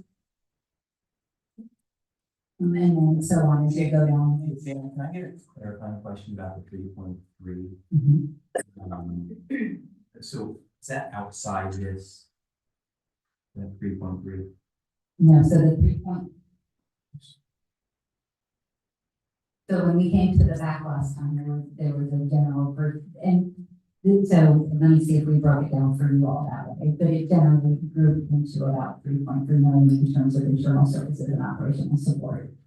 That was part of what we discussed at the last meeting.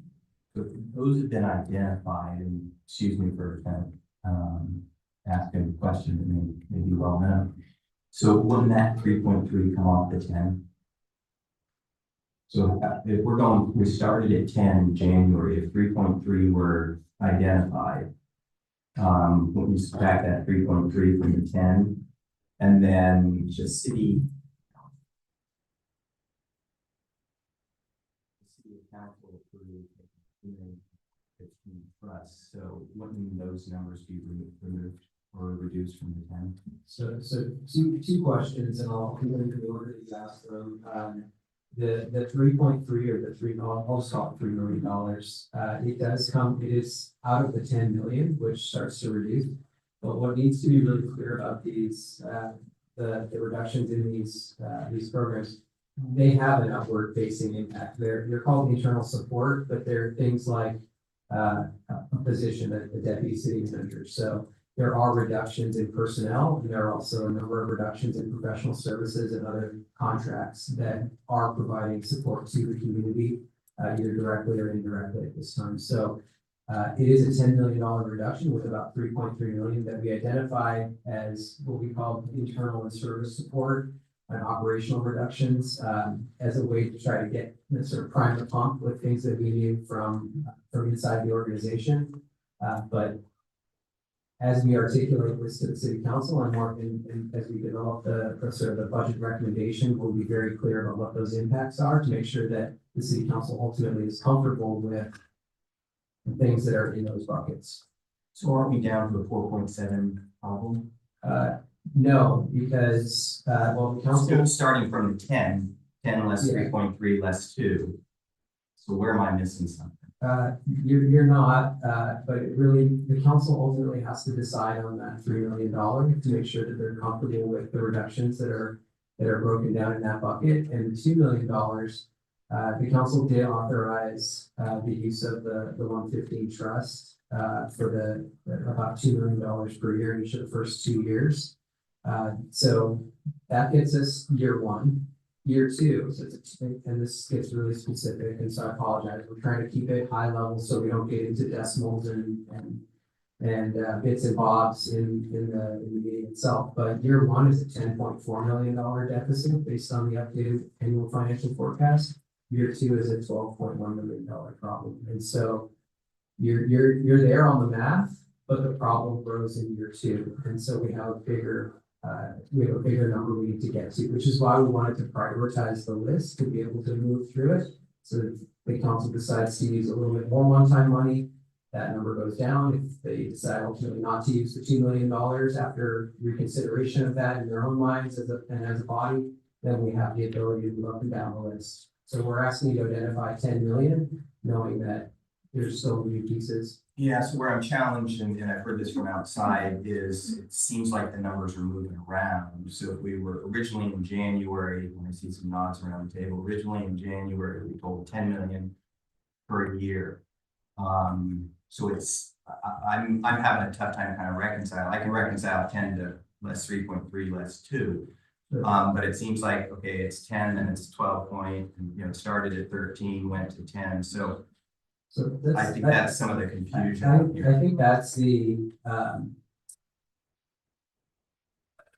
want to be really deferential and respectful, but it is not, the city's budget is not for the faint of heart. There's over 90 funds. The updated annual the updated financial forecast, which goes up 10 years, was done after we started this exercise. So we had the first financial forecast to start this exercise, and then it was updated, which is why we now know that it's 10.4 in year one, 12.1 give or take in year two.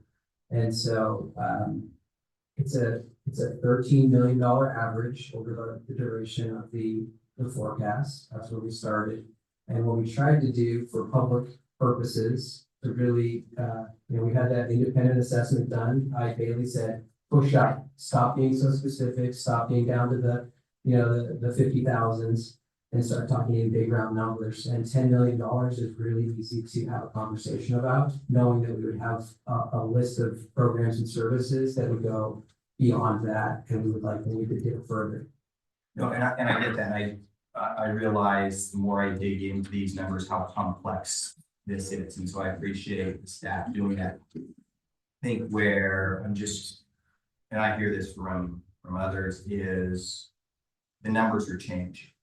So they're not. I just explained. I know.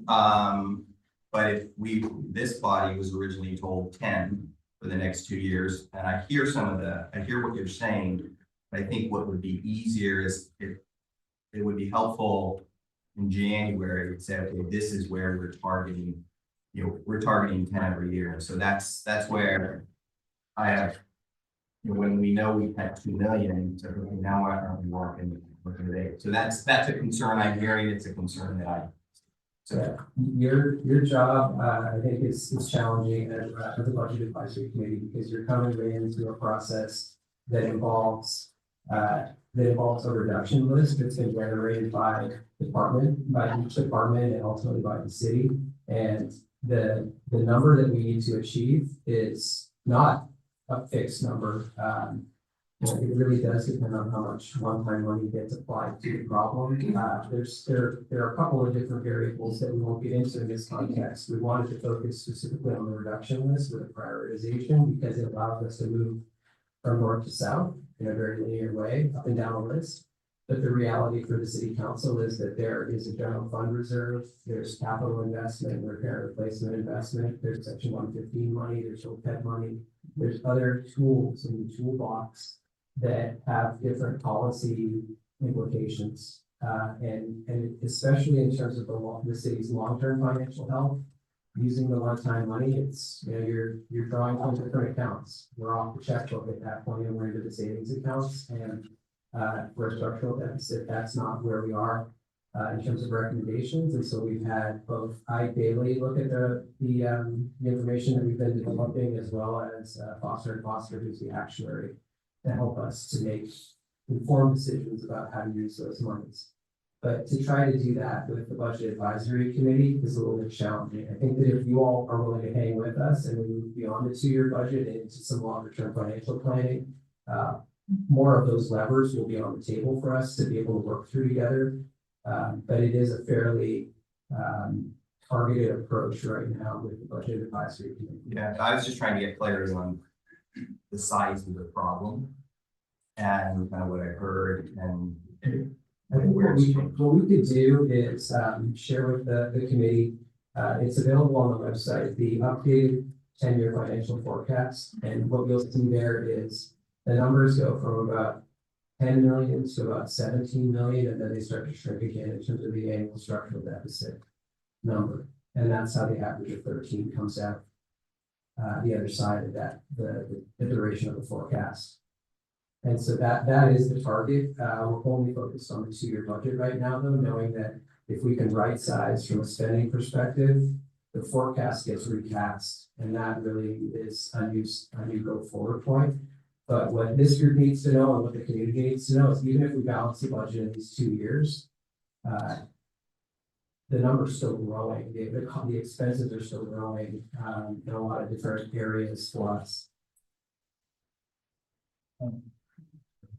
To piggyback on what Brian was saying, what you're asking for today is to look at basically figure out 10 million per year for today and next year. We're asking you to sort of create a north-south list in terms of priorities. The final number will ultimately be how the council wants to use the other funds. We're still looking for 10 million, give or take, from you all. And, again, the forecast shows about 10.4 in year one and 12.1 in year two in terms of city, in terms of structural deficit. Could I ask you a clarifying question on something that you said?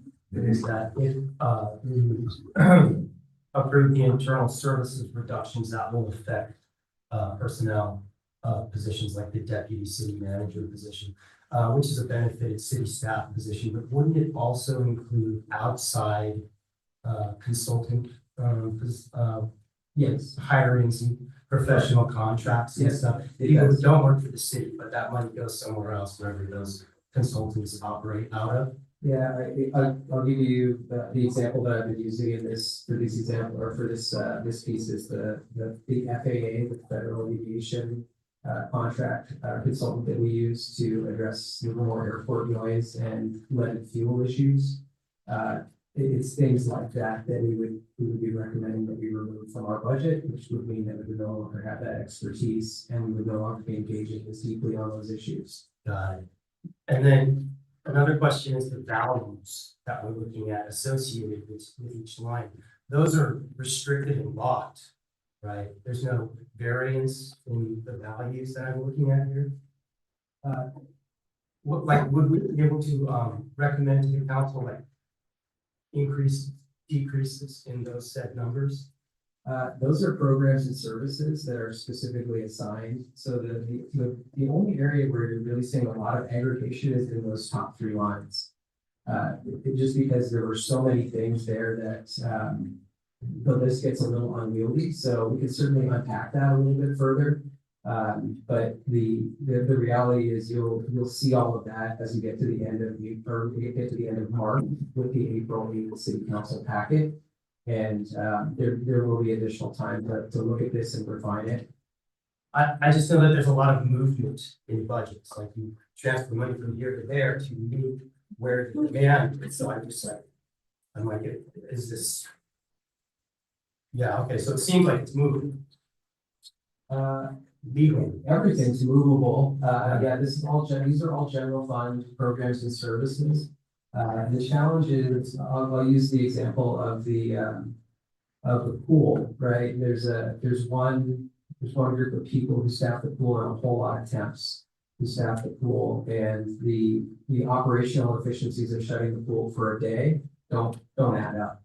There are some services and programs that we offer that involve bundling it all up in one place. And there are others that are more conducive, like library hours, where we run a couple of shifts right now, where we could go to one shift, and that does allow it to stay open. And there's a savings and an efficiency there because there's more than one team of people who deliver our service currently.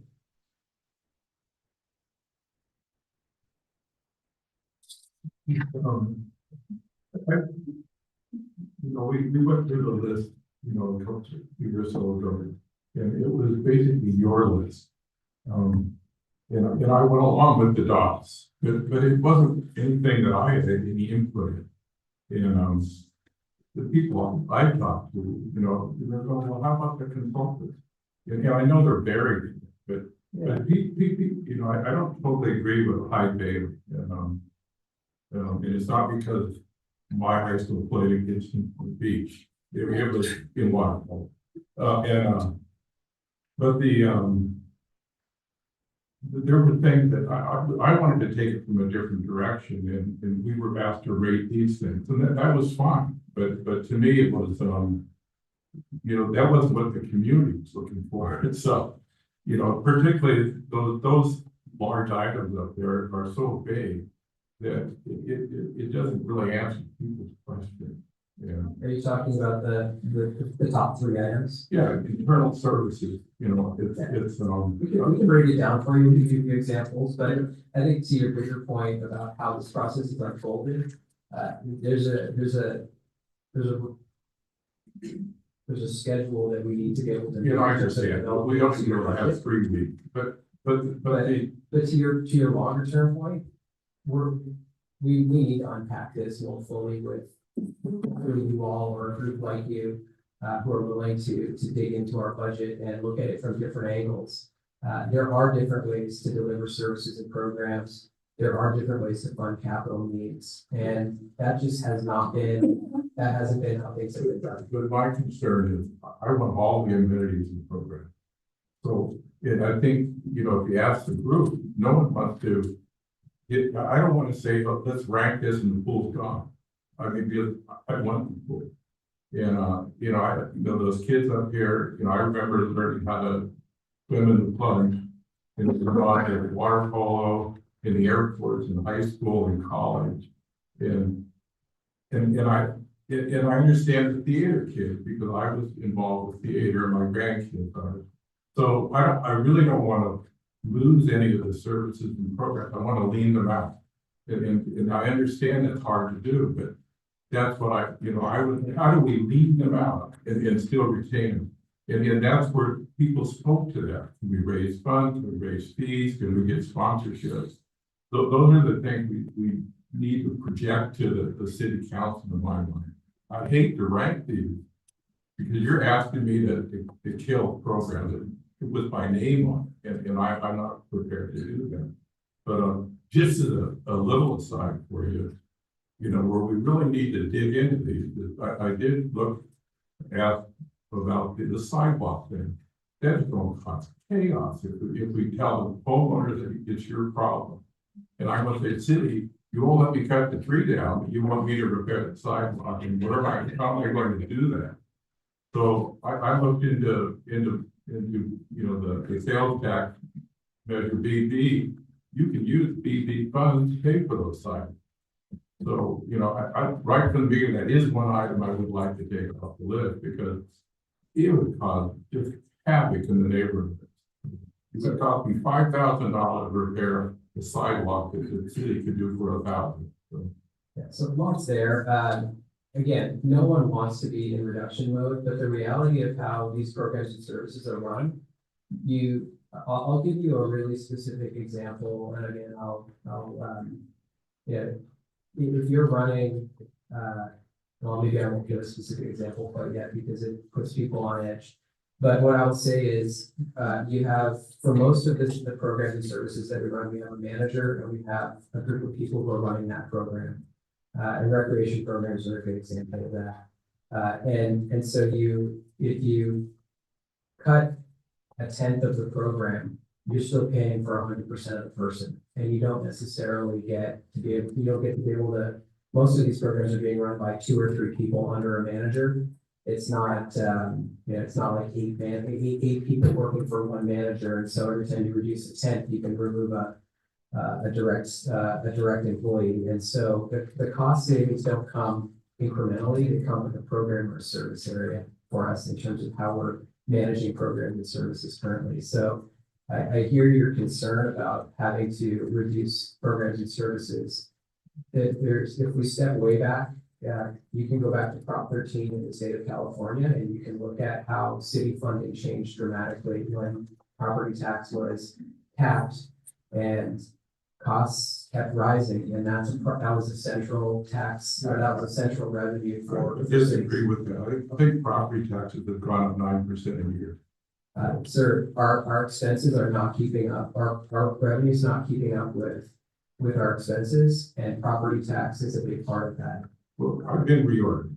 Yeah, I went from like 5 or 6 people to 20 people because we did get rid of manager and directors. And we are as well. But again, how do we protect the pool and the firehouse and all that? And I don't think it's just by locking them off. Well, there's a reality to having a $13 million structural deficit when you want to make sure that you're still providing police, fire, public works.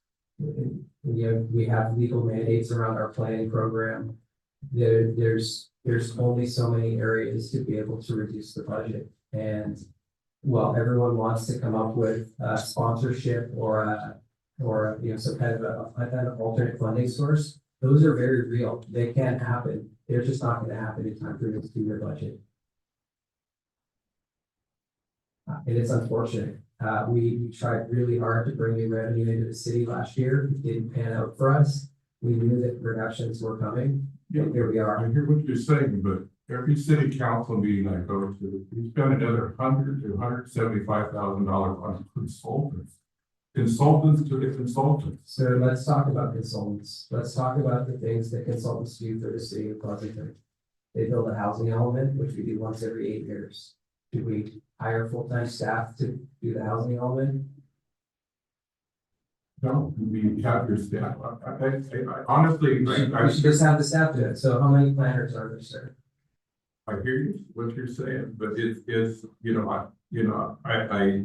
I did the strategic plan, I did the annual plan, I closed the books. I mean, we didn't just bring in herds of consultants.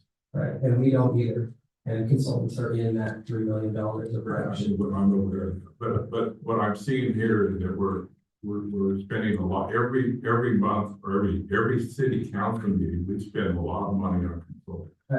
Full service city. We are a full service city, and we are a mining city. And if we need to build the city's first water supply management plan in 20 years, that's not a put it on the engineer's desk and have it done in a year.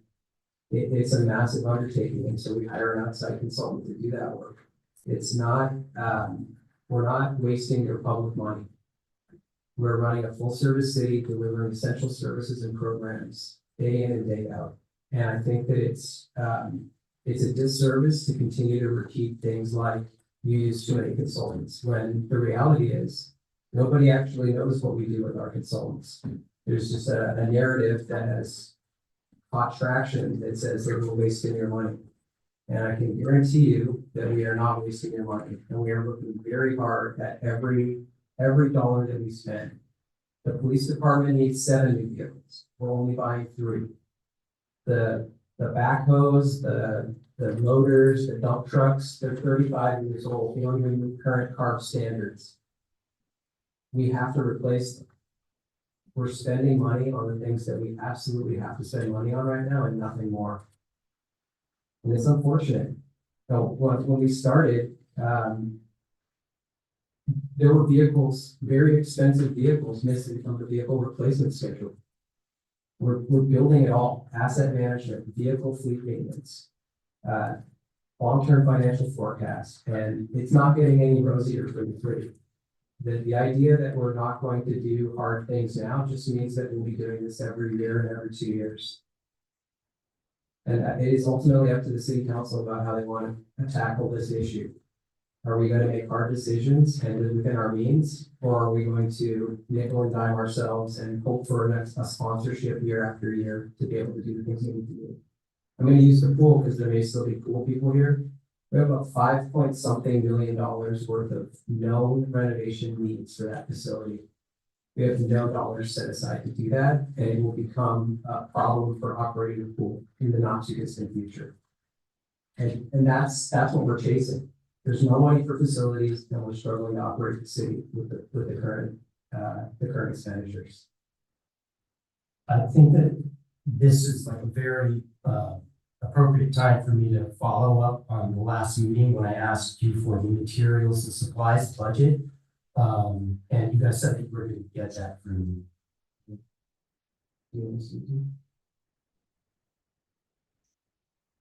As an answer, did you mention about professional services, or you mentioned about operating supplies and materials? There were different comments, and when they are. I was really like referring to consultants uses, but I know that it's in the materials and supplies line items.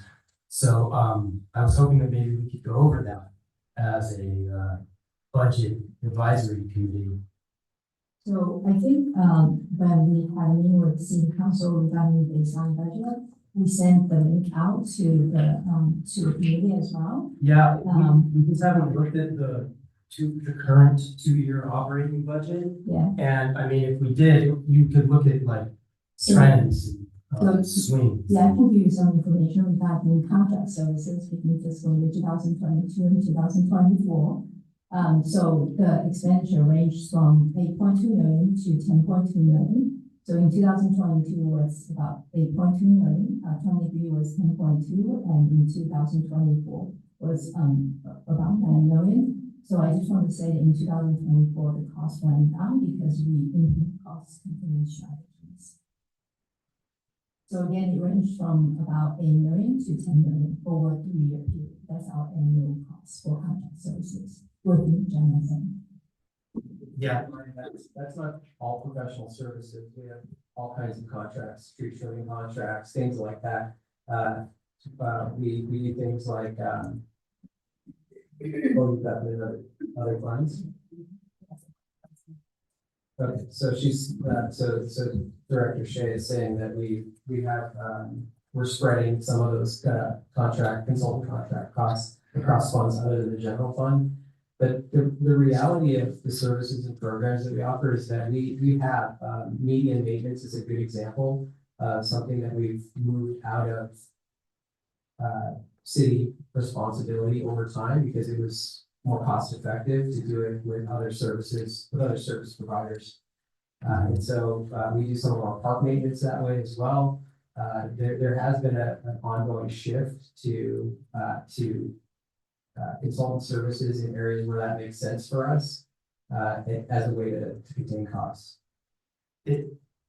I have it in front of me, and in the current 2-year budget on page 75, in the city manager's department, the materials and supplies budget in 2021-2022 was $840,000 and change.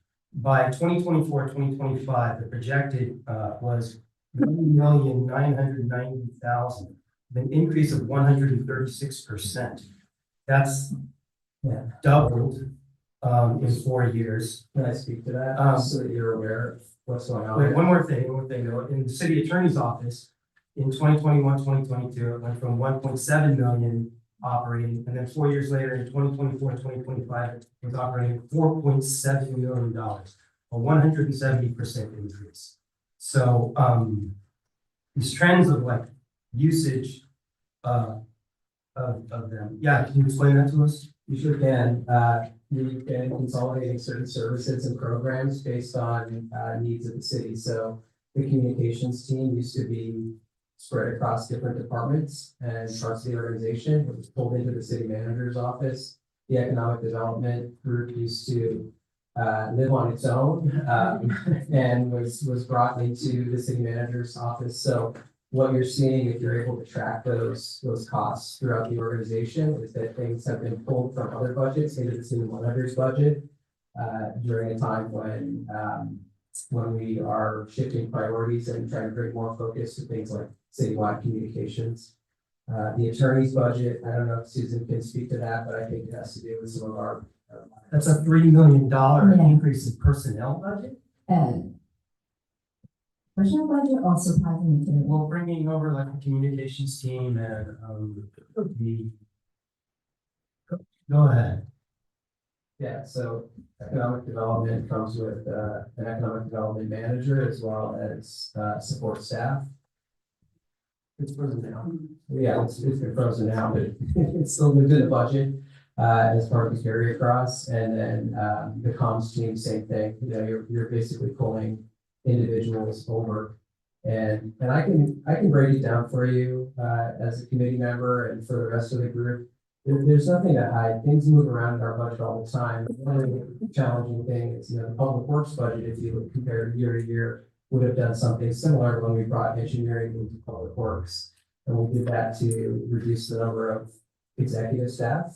We don't have an engineering department head anymore. We have a public works director, and we have a city engineer that lives under that public works director as an assistant director. And so we are looking for ways to find efficiencies and consolidate services across the organization. But what that does when you're comparing budget year to budget year is it's just not linear. It's not apples to apples, so that you can compare across. I'm just trying to stick to our priorities. We were told to analyze the data and not look at this emotionally. So, I mean, I look at OSD, which is what we would call Public Works Administration, and I don't see an increase of 2.6%. But okay. I just want to comment on the city attorney's budget. So in their budget, the general liability insurance program is in 2024 contribution to that program compared to you know, the costs have increased significantly. We've experienced increase in fire insurance at home. The same for the city And that's why you're seeing that large budget in the department, and it increased over time. Insurance. Yeah, yeah. Insurance liability. Insurance premium. I just want to say that the questions that you asked, others have also had in the past, and this information was.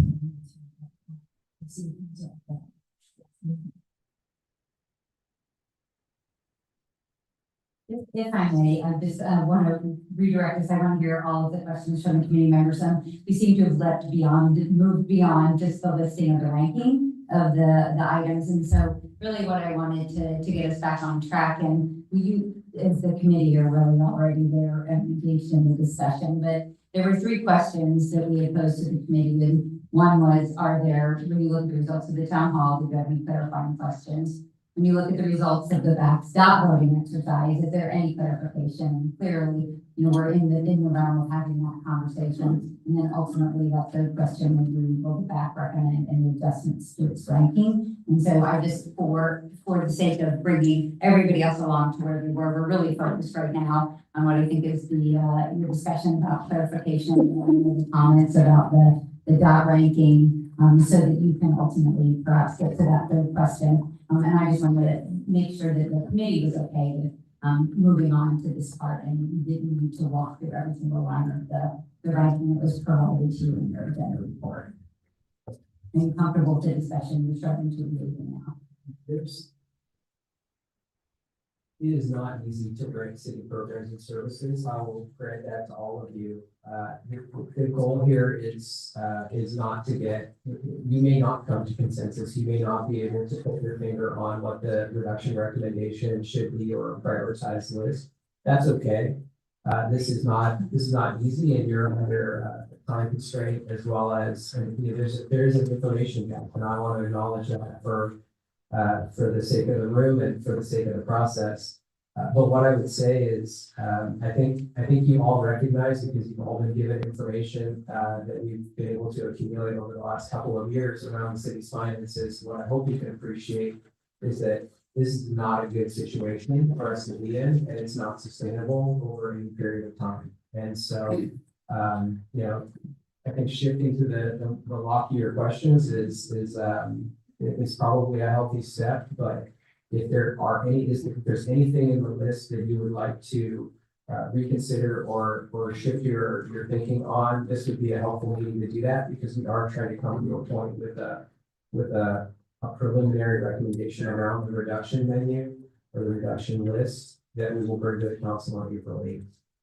And we'll see you again on April 2nd to look at that list and hear your thoughts on it before we get to the council. But this is important for us to do our work. Well, one thing that would help me with because some of them say reduce, like them say eliminate, is does the department director have latitude in that, or that the font that I was really impressed with the number of kids who came out tonight, and for example, the theater kids, because that's mental health. That's recreation, that's a lot of different things. And I don't know that when it says reduce firehouse, does that mean we won't have as many shows subsidized, or does that mean the kids got like, I think it would help to know that there's some latitude within those categories to be able to sub-prioritize. We're going to get our library and recreation director, Heidi Murphy, to come back. I saw her leave the room just a moment ago. She can't have gone far, and we will answer that question for you. Go along with that. So the $10 million ask basically pushes the first 2 pages that's pretty much mandatory. Cuts, I think this last page, I could potentially move something from the last page up. And then we're already stuck with basically 2 pages worth of cuts. If you go straight north south, that is accurate. I know that there are things that you're not being asked to consider, like the city council has strategic planning exercise, and there were priorities that were identified in that list of things. And so again, I think economic development was high on the list. And so when you look at the planning and community development reductions, those things did not fare well in the dot voting exercise, but they may have to be recalibrated in terms of the ultimate recommendation or the preliminary recommendation on reductions to the council, just as a way of example. So don't feel like what you're doing tonight is locking everything into place. It's a step in the process that helps us and ultimately will help the city council in their decision making around these issues. So don't feel like if it comes out of this body that this is your etched in stone position on all of these programs and services. Because frankly, we'll put a caveat in that makes it clear that we don't want to reduce any of these programs and services or the majority of these programs and services that are in front of you tonight. And I hope that helps to answer your question. It's not, we're not just going to take the first 2 pages and put it to the council. There has to be some, there's additional community input that's happening. There's council priorities, there's other buckets of money that will help to offset some of the potential impacts that the council's been talking about on their track. So all of that will come together into a preliminary recommendation for the reductions. And I'm going to ask Director Murphy, who was not in the room for the question. I'll see if I can summarize it, but maybe committee over credit issue will want to refine it. The question was, when you talk about reducing a service or a program like the Firehouse Arts program, what does reduce mean and how much of the program and service would be impacted? And does the director or the leader have latitude based on, like we heard a lot about the importance of the theater, and I said for recreation, mental health, community. Is that necessarily something that like when you hear something like that, you go, oh, when I'm going to cut it, I'm less likely to do that, and maybe less shows at the firehouse that are subsidized. Yeah, exactly. So what those reductions that you see are the firehouse and the senior center are really just a 50% across the board, hours, staffing levels, programming. We do what we call cost recovery forms for everything that we do, and council has adopted cost recovery percentages. So basically how much the city is going to subsidize of a program. And if those reductions were to be chosen, we would really look at our service hours, what days of the week are most popular at each facility, and figure out, right? So we're basically creating 1 week out of 2 facilities. So each is half time. And then we would look at those cost recovery forms and see what's meeting their cost recovery targets and what's not. And we would retain the programs that we're meeting. So like youth theater meets every cost recovery target, right? It meets every values target that we're hitting. So, you know, maybe it wouldn't be as many days of the week that we'd be able to offer those, but those programs wouldn't go away. I have a question. Does aquatics meet its cost recovery targets? It does. Well, not every program, but most do, yes. Aquatics is really good about raising fees regularly to stay within their cost recovery goals. That team loves cost recovery sheets. So I would say almost everything. And our renters at the Aquatic Center generate revenue, but that maintenance at the pool is what is the big expense there.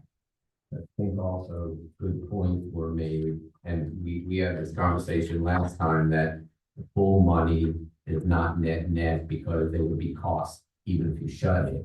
So that we don't really save 1.2 plus we lose the swim meets, which so there some of these programs also they'll have downstream effects.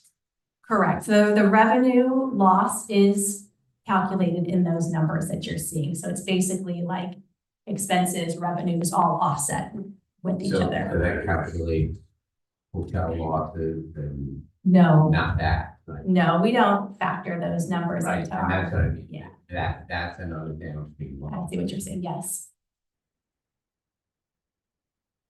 Can you elaborate a little bit on the cost recovery goals? So the council sets those, and are they 100% or are they varied? They are varied. So it depends on the type of program and the community impact. So if it's high community impact, like hometown holidays, it doesn't have a cost recovery goal. It's 0 to 25%. If it's something like a facility rental for a corporation, it's 100 plus.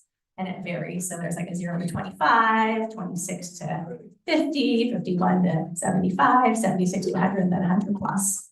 And so it's how much the program cost recovers, which really means how much is a city willing to subsidize this program because of its community impact. So, question there, so for the aquatics program, the department achieves their cost recovery. And they get credit for achieving cost recovery without factoring in the $5 million that are needed to maintain the pool. So I'm not following how they're achieving the cost recovery when the cost is not being recovered. Yeah, I see what you're saying, and maybe it's tricky because maintenance doesn't factor into that and capital projects don't factor into that. That's the cost of providing the program. We have looked at how do we factor in all of these long-term. I think once we have an asset management plan and we could clearly define, okay, this program is going to need $5 million in the next, hopefully like in the future, it's 10 years, right? Not 3 years. We would be able to start to factor those in. The problem is when you start to factor that in, you price yourself out of the market. When you say price yourself out of the market, this room was full of people that I'm not sure understand when they're saying, hey, if the pool costs me $2 and I'll pay $4, I'm not sure they understood it's not $2, it needs to be $50. Correct. So we're trying to, it almost seems like we're swimming upstream of trying to make a cut that's necessary without the public understanding that the gap is not just the fact that we met the cost recovery allocation that was required by the city council. Correct. And then when we raise fees, so we just recently raised the fees for water exercise by $2, and we had a lot of people who were really upset about that. So at some point, if you raise the fees too much, people stop coming, and then you're losing money instead of making money. So the fees are tricky because you really have to stay in that affordable rate, and someone's not going to go next door, right? We do the same thing with like summer camps. We have to stay in the market, or people are going to Livermore or Dublin, and then you're losing money. Which is what's going to happen when the pool gets shut down anyway. If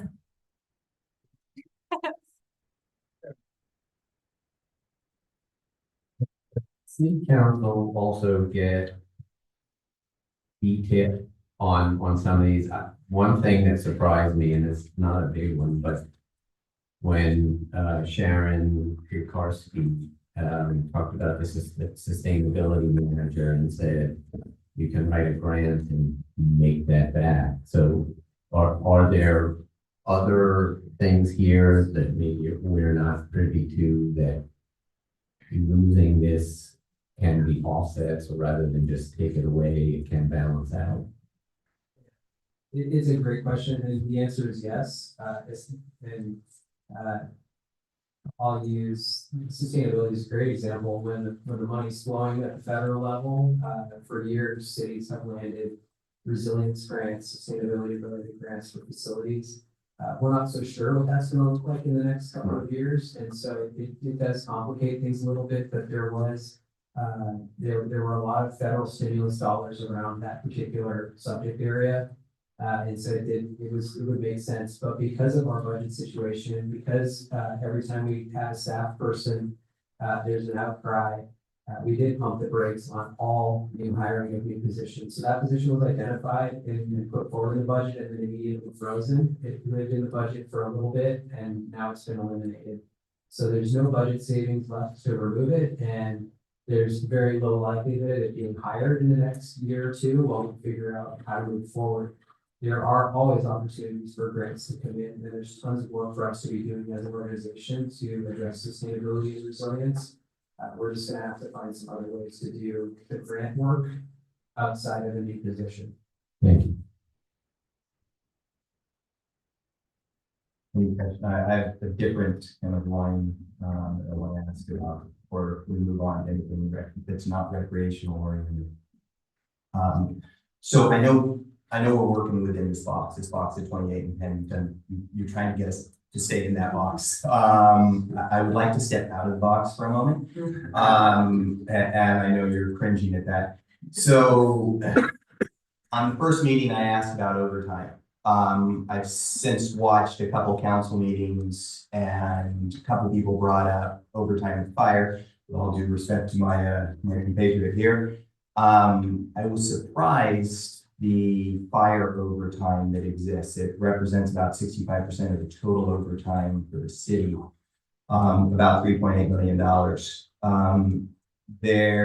One of the things that a couple people said is the top 30 employees in the city are fired, and top 30 employees that are paid are fired. And what I found out is that's actually wrong. It's much higher. So if we go back and I pulled data back to 2019, I don't have 2024 data. I understand it's similar to 2023 data. It's pretty consistent. The top 45 or so employees are in the fire, and it's predominantly from overtime. We had 11 employees paid total benefits and pay over $500,000, 38 over 450,000. For 2023, 32 fire employees made over 100,000 in overtime. We had one person with a base salary of 125,000 made 207,000 in overtime 1 year, for total base and pay of 475,000. If the fire chief's here, I'd love to kind of get his sense on it. The average overtime for 2023 is about 77,000. Now, Pleasanton has half that liability, so let's say it's 33,000. That's one crossing point. And so, you know, looking at some of these numbers, 30% reduction in overtime would save $1.1 million. There's a swimming pool, there's a fire station, you know, there's many firehouses, many theaters. So I guess to the question, I'd love to understand, and this is not a problem that started under your area, Jerry, but you know, it's been going on for a year, so you acquired it. And so I'd love to understand, and maybe kind of from the fire chief, was overtime thrown out as a way to reduce the expense issue? And why wouldn't that be thrown out versus saying we're going to close the fire station? So, and maybe the fire chief can comment. Thank you. Well, the chief's getting there. I just want to acknowledge, it not only is not something that is new or that I've created, is how transparent California looks across the state with fire agencies. And so I just want to make it clear that when you have minimum staffing requirements, 24/7 operations and set number of employees, anytime there's a reduction in the number for whatever reason, whether it's a vacancy, a retirement, you know, somebody takes another job, somebody goes on workers' compensation, it takes time to fill. And what I will say is that Chief Testa has been proactively trying to address this, and because it is a shared situation, Mariana Birch. Sorry, Mariana just got married. So Mariana Birch we're co-executive directors for the JPA, and Chief Testa brought to us the idea of overhiring to be able to try to get ahead of overtime, to have 2 extra positions, which would actually be cheaper theoretically than paying the overtime, to be able to plug people into those spots. And it just has not worked out. We can't keep enough people in the rotation to be able to catch up and then get ahead. So I'll let Chief Testa, he'll have a lot more detail about where you have that context. Sure. Yeah, thank you. And yeah, everything Jerry said is accurate. I'll expand a little bit. We do have a large overtime budget. Until 2022, we had a staffing model called constant staffing. So there were just enough people to staff the department if everybody came in every day. So that means no vacation, no sick leave, nobody's injured, no vacancies, which are the primary drivers of overtime at the fire department.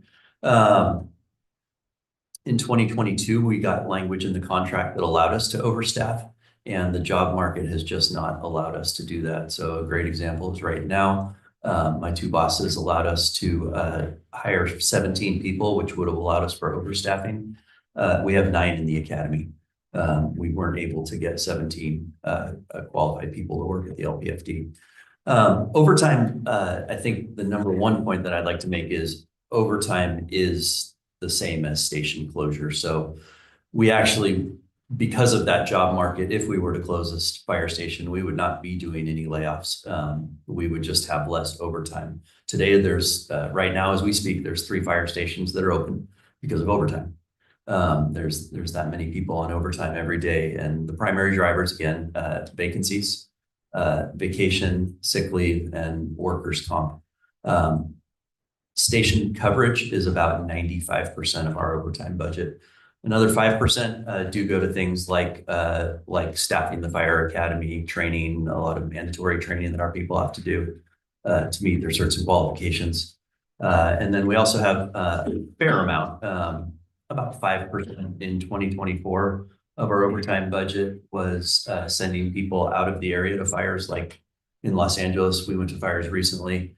And that is actually reimbursed at about 120% of cost, 20% for the administrative cost of sending the people out of town. So our office staff getting that reimbursement, wear and tear on equipment, that type of thing.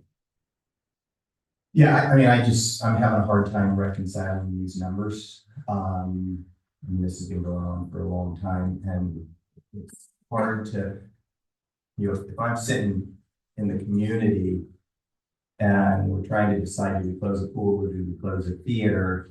Do we look at this overtime a little bit more diligently? I mean, when you've got a paramedic on a base salary of $125,000 who's taking in $207,000 in overtime, that's a one-off. But a lot of these numbers are pretty consistent in terms of the overtime, and it seems a bit high.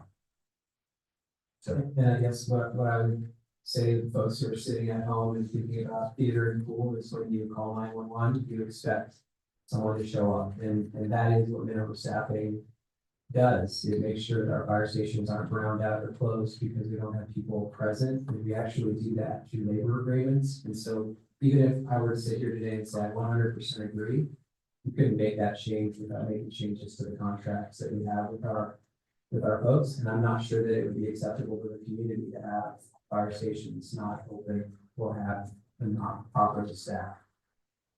I'm not saying don't properly staff. I mean, one of the ideas which you guys threw out was to close a fire station.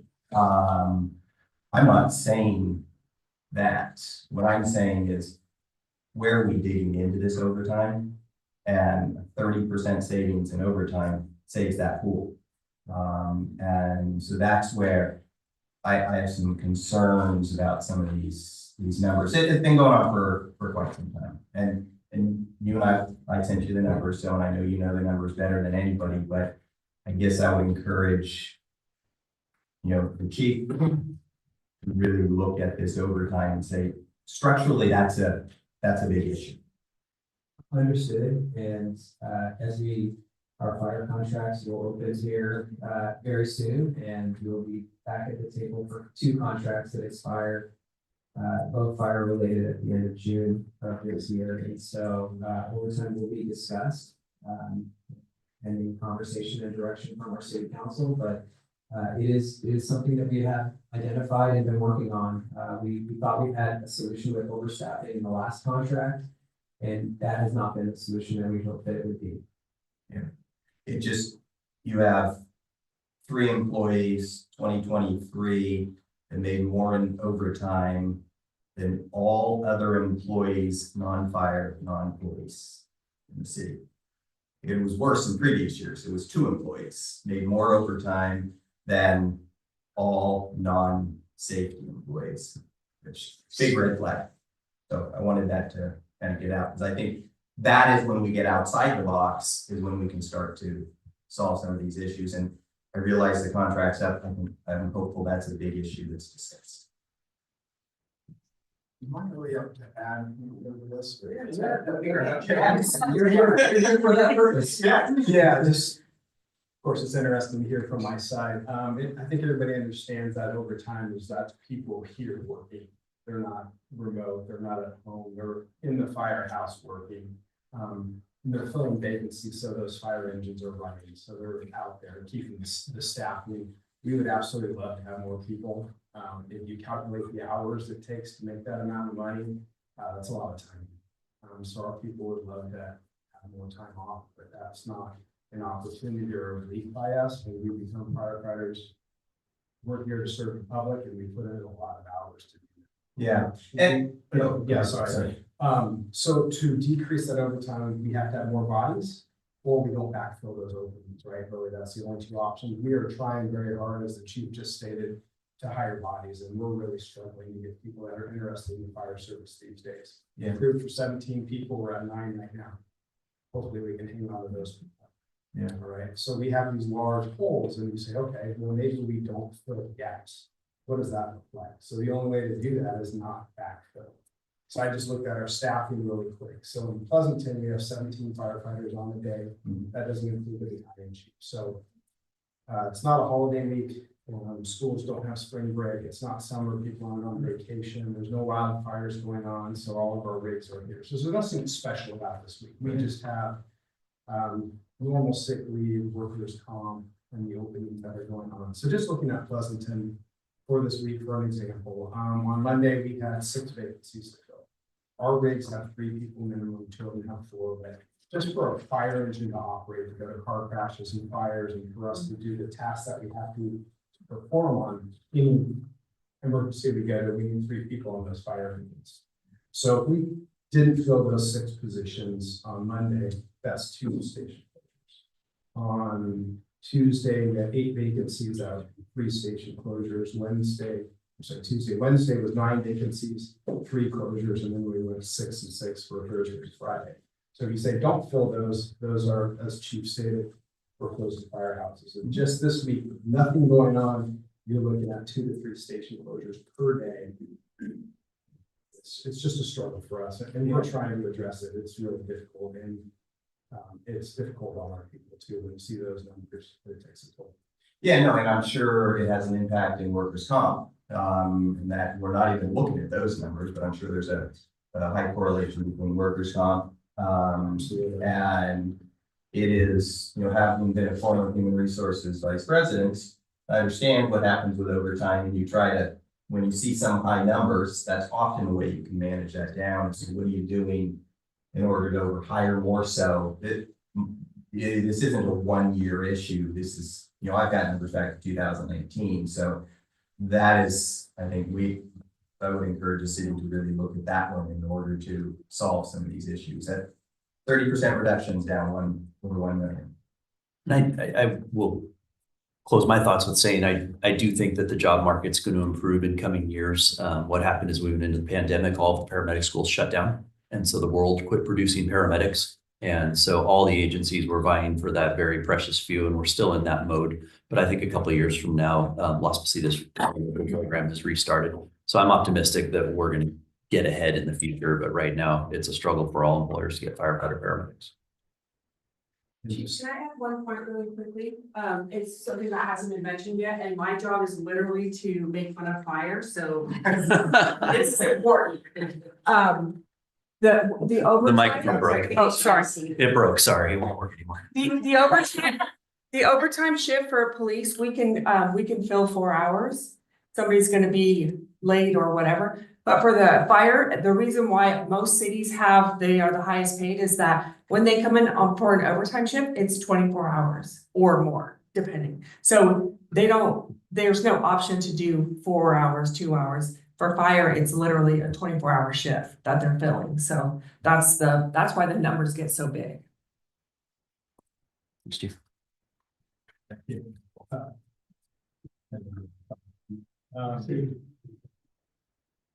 Yeah, got what's going. Yeah, there's a cost savings.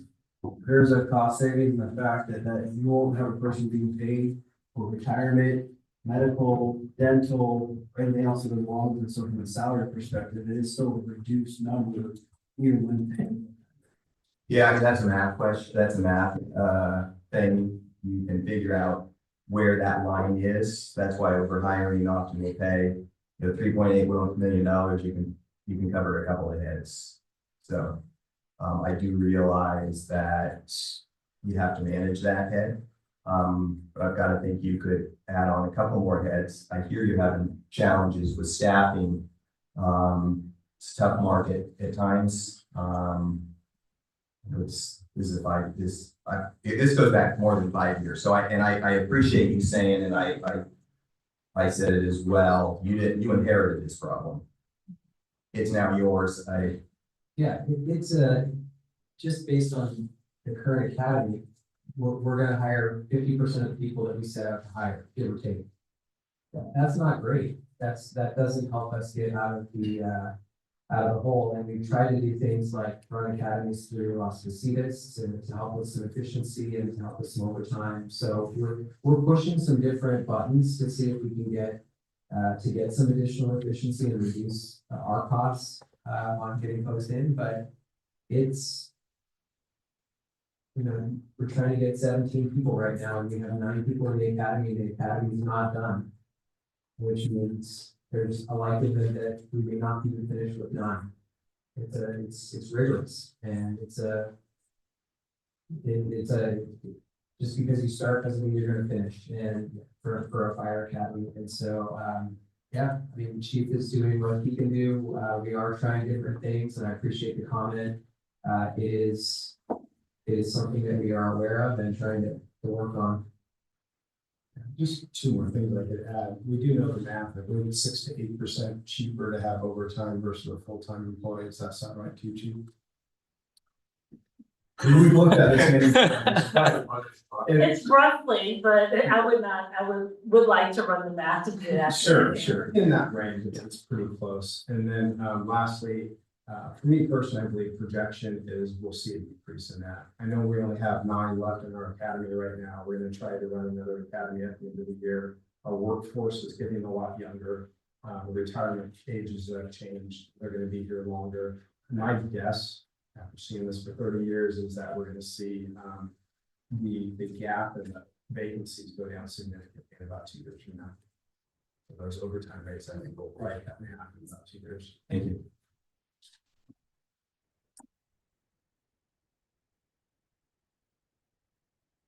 Take it back to Bob. You like Right back to the box. No. Yeah, I mean, really, this is the discussion that we intended that you would have. As City Manager Bowden said, eventually we'll test the water to see if there's some willingness or interest on the part of the back to maybe talk about some reprioritization if there is any that you desire. But we'll just call and see if there are more clarifying questions that you all have.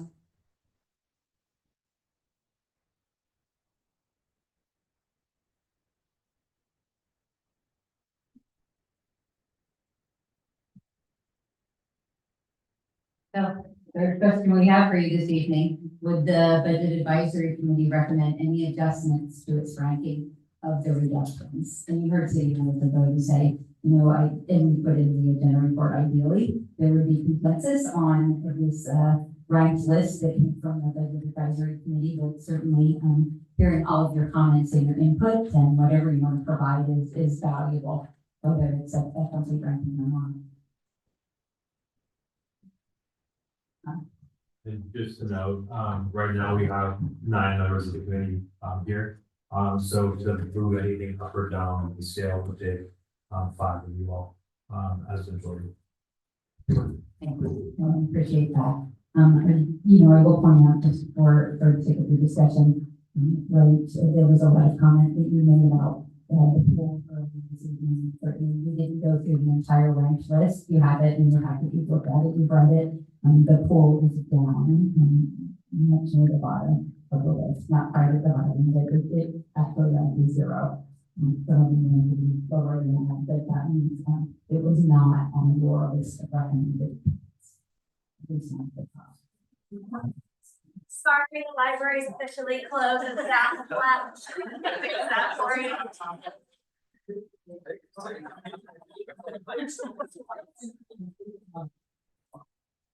That's our interview. Thank you. So, can I ask, because I was doing the same exercise Jason did, I worked backwards, I think. Let's see, can you tell us based on this list as it is, where is the cutoff? Where do we put the money every year? I will tell you, the member Carlucci, we can do some quick math. We specifically did not draw that line for you because the city manager already said, right, we want this in a higher list rank because we think it's really important to be able to tell the council. This is exactly the ranking or that it's agreed upon by the back because if things change, we need to move up and down that list.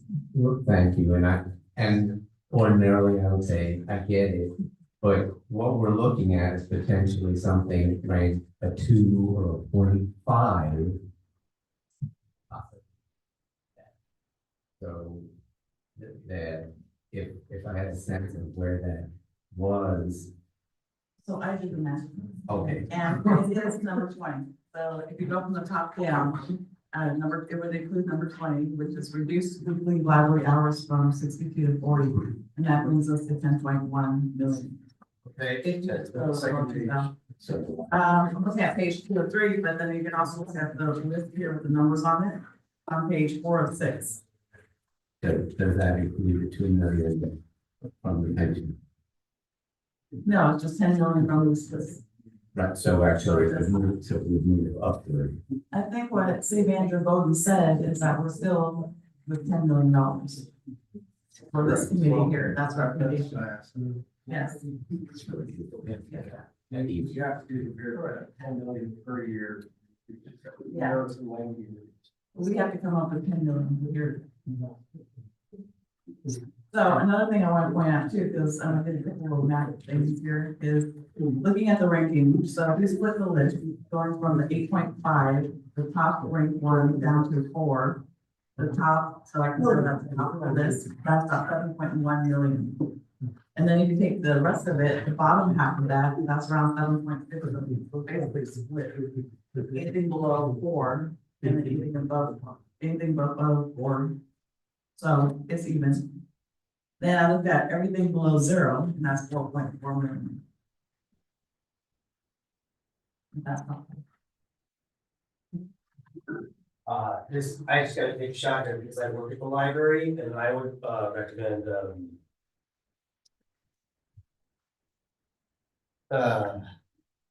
professional services and contracts. I'd like to see an increase of $1.1 million on that 450,000. That's the second box. And I'd like to push the library out of the red zone.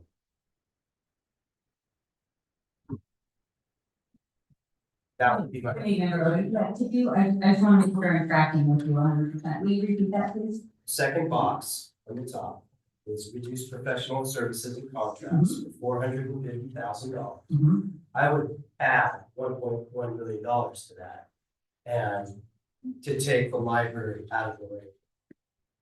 Do you know what you would cut for $1 million? I don't know what I would cut it for the library.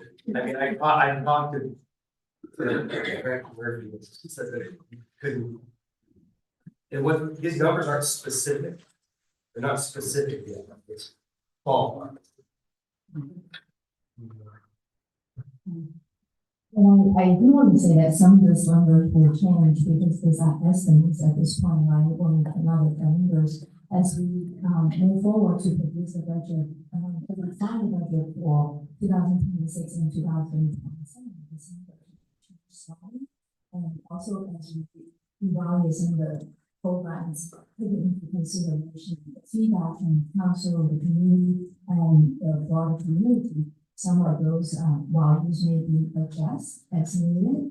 So basically this amounts may not be the same amounts that you see here, but these are estimates. Got it. See, I improvise. Under the adult sports, what does an athlete organized program do? Yes, sir. Adult sports.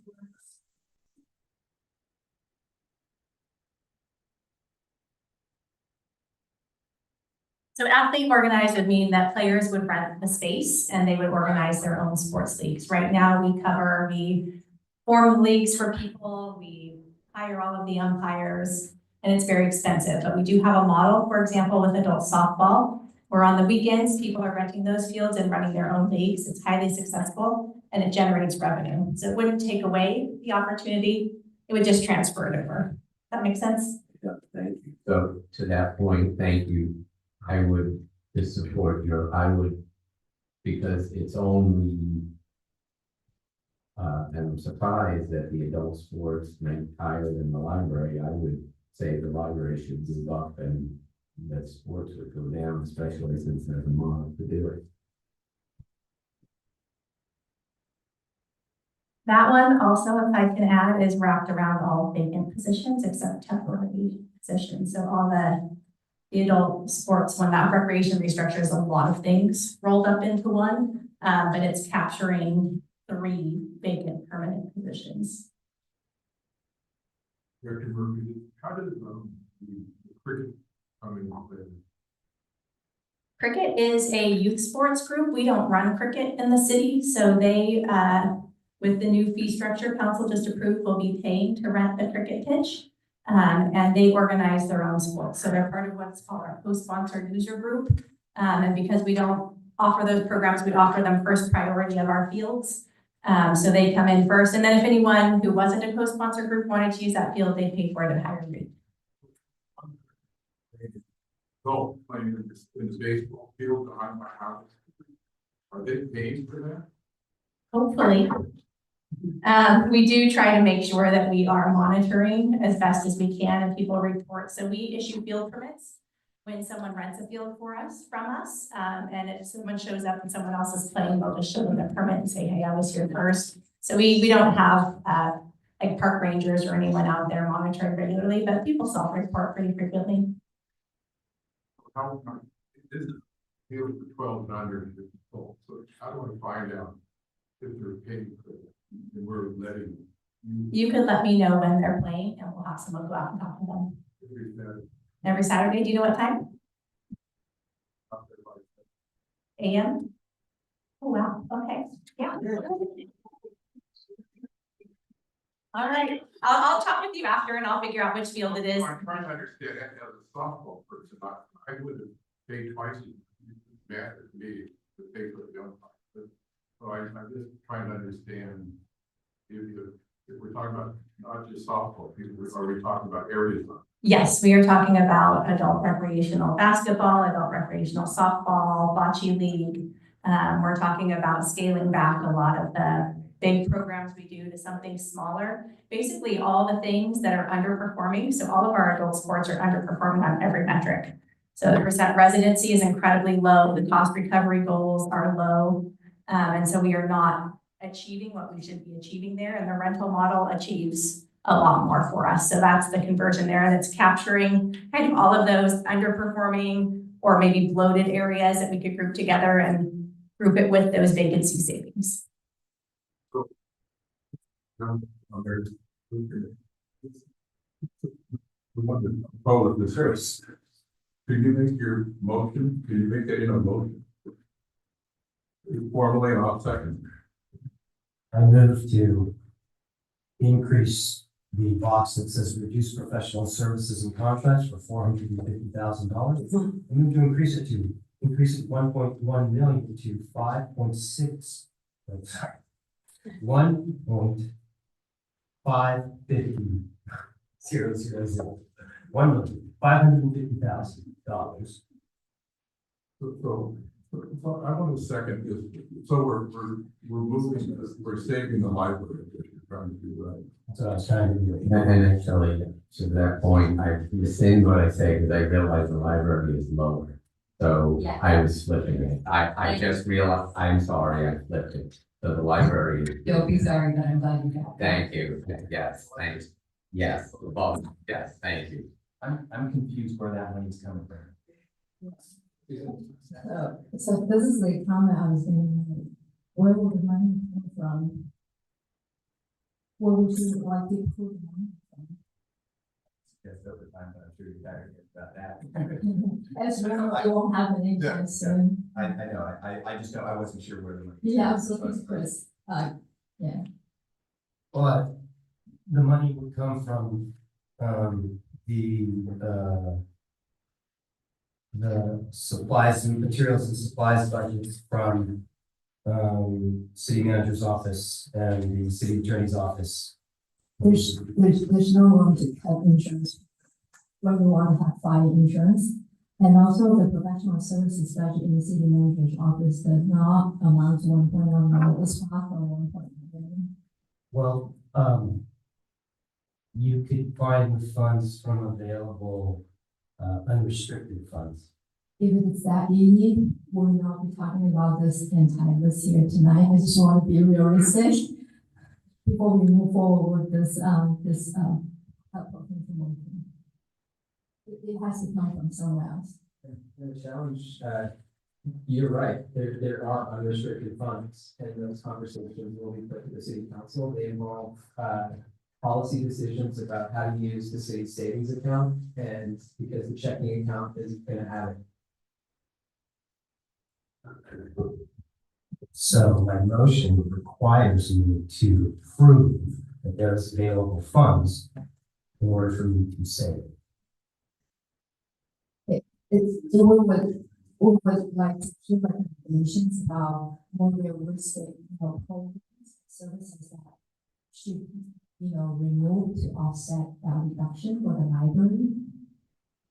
If you have those services and programs in mind, because we can't just throw a number around and, approve a motion. So if we freeze salary, instead of raising this coming year, would that cover it? From what I saw, it's about 2 million a year that it steps up.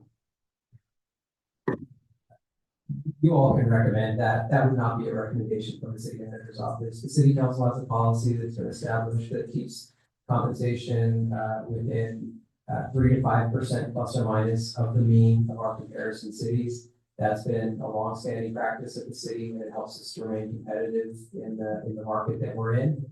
And so we do salary comparisons and we adjust as we go. There are current contracts, the police contract goes for another year. Those are already agreed to compensation increases. I don't expect givebacks at this particular moment in time from our public partners.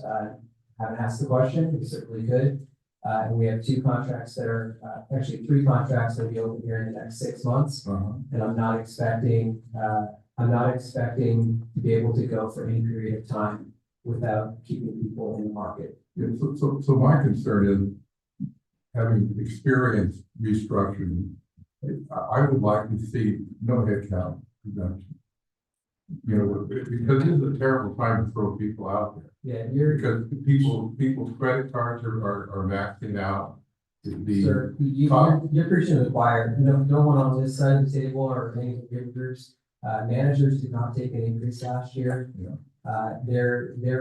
We've already helped people back, and we're not excited about putting anybody out. And so I think we haven't gotten to the point of the conversation and the specificity with this group about what it means for existing filled positions. We have a lot of frozen positions and vacancies currently that we're holding to come through this conversation, and we will try to do everything that we can to minimize impacts on currently seated positions here in the city, currently occupied positions. The idea that it's not a recession out there right now. I say that with sort of holding wood or knocking on wood right now, but we are competing for talent, and the longer I don't give people a raise, the more that they're going to the cities that are just a mile away. It is not an environment where I can pull people back salary-wise year after year. It's not the union environment that I grew up in. My parents are both union employees. It was all for one and one for all, and now it is very much, it is different. Let's make sure that the people who are here are going to be paid within the market. And if we have to eliminate positions to do that, then that's what's going to have to happen on the other side. And I say that not to be disrespectful or disparaging to any of the legal partners that we work with. It's just a different environment. people need to be able to feed their families and pay their mortgage in the Bay Area. And that doesn't happen when it's all for one and one for all, and the number just keeps going down or stays flat. I appreciate what you're saying, but on the other hand, if these tariffs go through and people aren't buying their Audis and Mercedes or BMWs, our projection of what we think our income is not going to happen. You're right, sir, and it only gets harder. Yeah, and the same way with sales tax, people are concerned. And I don't think our sales tax projection was good either, so regardless of what the I mean, consultant. I wish that as a representative on a committee who's representing the city, everyone's welcome to their opinion, but the more that people say that they doubt the sales tax numbers, they doubt the numbers in the financial forecasting and projection, the less traction we're able to get in terms of credibility and trust with the community. It's time to start working together on solutions rather than trying to undermine one another as we work forward. We had an outside independent assessment done of our finances. It was verified that all of the information and the assessments that we have put forward to date are accurate. And everyone's welcome to their opinion, but it doesn't mean that every time we have a conversation about how to address the city's financial future, we should be kicking their legs out from under one another. It's just unhelpful. At some point, we have to start working together to find solutions rather than talk about how wrong both sides are. Okay, well, where I'm going is we had these kids come up today and talk. And these are the same kids we put through COVID, and we had them sit in their bedrooms at home for 2-3 years. And I know that with my grandkids. And we seem to be attacking the children here in a lot of respects. And I think we have to keep in our back of our mind that when we walked in here today, it was kids coming in with us. And I think we need to understand that these kids maybe need more than we got when we were kids. So, Sir, I have 2 kids that are middle schoolers going through COVID. I completely understand what you're talking about. Again, it's not us versus them. It's we as a community. We are trying to find a way to maintain, enhance, create all of these programs and services that are valued. No one wants to cut anything. The budget has to balance. And it is a difficult position for all of us to be in.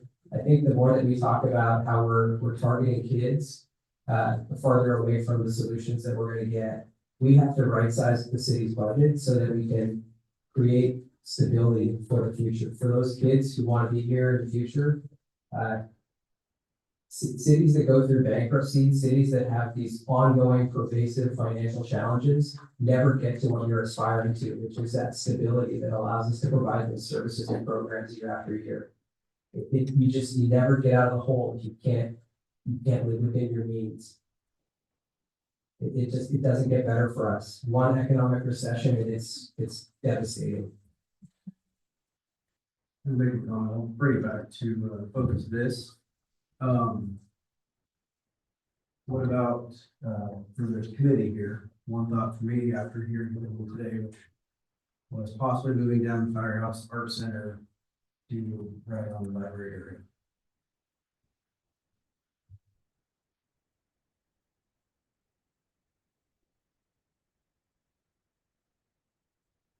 So does that mean it's part of the top, the 10 million or? Well, we're at line 10 million, recognizing the odds of it going lower, right? But if we're ranking this and we push it down, the odds of it being go down. So I respect with the mental health side of things, the kids coming here today showing support for it, the need for that program.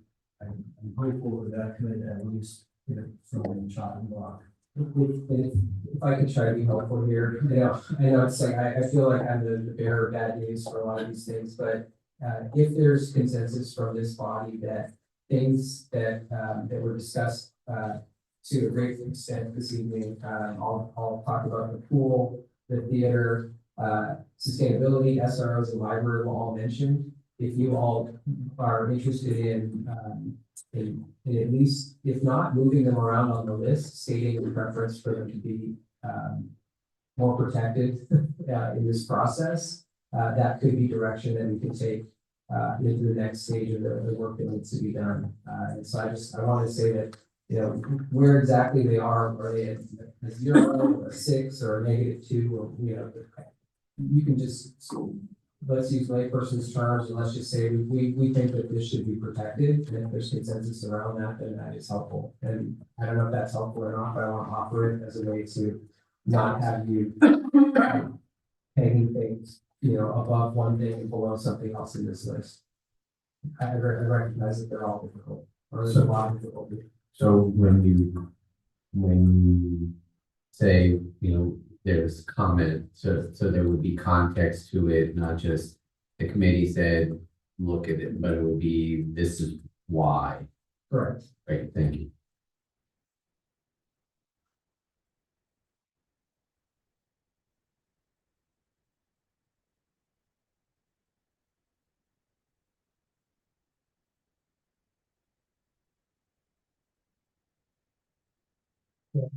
No, what the standards about I think we have another theater, underlying theater. What the standards? It's actually slated to be demolished and rebuilt using the school district's school bond money. So that was that was a facility that the city had been programming for a number of years and sort of running in parallel with the Firehouse Arts Theater, but those programs are wound down or winding down at the theater, and that facility will be offline for a while it gets rebuilt. It'll be phenomenal and it's all put back, and it'll be a school owned, and hopefully we'll find some partnerships there in the future for the city as well. So right now, it's the Not in the discussion. okay.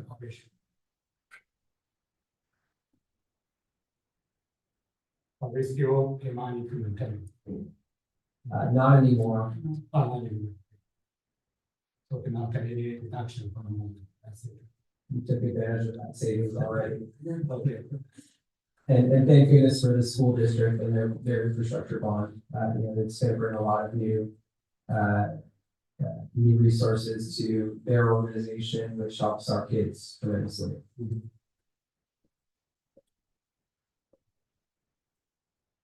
I know our assignment tonight's to look at the rankings here and provide some feedback. Might help us also to explain a little bit when you talk about there's other buckets of money, there's not over 90 other funds that the city has, and that you've already moved $2 million from your 115 trust. What does it look like if you moved a little bit more money? Is that available? I know that doesn't help long term, but will that help us short term? And then we could look at other avenues of raising money. It's a great question. There's there are 90 funds. They're not all you can't commingle, right? There's a lot of funds that come in for a dedicated purpose, or that where we collect money for a specific purpose like water or sewer, where there's not that flexibility to move things around. But to your bigger question about the other funding sources, those will be discussions that will continue with the city council. The council received a couple of different updates or had different conversations about the city's pension trust, our other post-employment benefit funding, and how we're sort of handling that over the long term. And then we have a general fund reserve. We have capital funding. It's one-time money that we could, you know, it's what we've been doing for a while now. You know, taking capital money and putting it into the operating dollars, or not putting as much into our capital needs, which is not really, it's not a sustainable practice either. But yeah, there are other things that we can move around. The issue is all of those are one-time money, and we have this structural deficit. So we will be recommending options from a staff perspective that address the structural deficit using very strategically using the one-time money while we orient ourselves into a longer-term, more stable financial situation. So it's not something that we brought here because they're pretty. Well, I mean, you can go back and watch the Foster and Foster actuary, and you can read that report, and it gets into the funded status for our pension obligations, what the 115 trust does for us in terms of our funded status. It's the same thing with other post-funded benefits. And so that information is out there. The council's kicked it around. There was a pretty firm, there was firm direction on some use of the pension trust to smooth or take the edge off of some of these reductions. That will be how we build the budget for the council to consider. The budget for council to consider moving forward, we will have to use some of the other sources, and it'll be up to the council about how much. What we didn't want to do, is the easy button. It's not the most effective for the long-term financial stability of the city. And so we didn't bring it into this forum because it's a hard decision for the council in terms of long-term financial stability for the organization to use those pension dollars, knowing what's coming in different economic conditions. Thank you. And the unfunded liability for us today is about $200 million on the pension side of things. You know, we're a ways away from being, I think we're 76% funded, including the pension trust. Without pension trust, it's about 68%. The pension trust is supposed to be 100% funded at 200 million. No, the the total pension unfunded liability was about $200 million. And the overall funded status of our pension is about 76%, including the pension trust. So the money that was set aside for that purpose, plus the money that we've already invested in PERS. That is 6% out the two. No, so it's 76% of our total unfunded, our total liability. We're only 76% funded, which leaves us $200 million that's not funded currently. Is that like really far behind the average of like, say, comparable cities? Like what's the average cities? So with the pension trust funds, yeah, we have to say without pension trust funds, we have to say. So the reason that's relevant to this conversation is the more of the trust that you use, the more you're taking away your funded status in the long term. So we're trying to find a way to not use principal on that program to be able to take some of the edge off in the near term. Are you allowed to use interest since you stated you're trying to use principal? Yes, we can, and that is what the council has ultimately decided to do, give or take. It's just taking a couple of $1 million and putting it toward the problem, knowing that it might not be the long-term solution to our overall structural deficit. But it helps for a couple of years for sure, and it is a time when we need because of the scope and magnitude of these changes, it's helpful to have something that takes some of the edge off.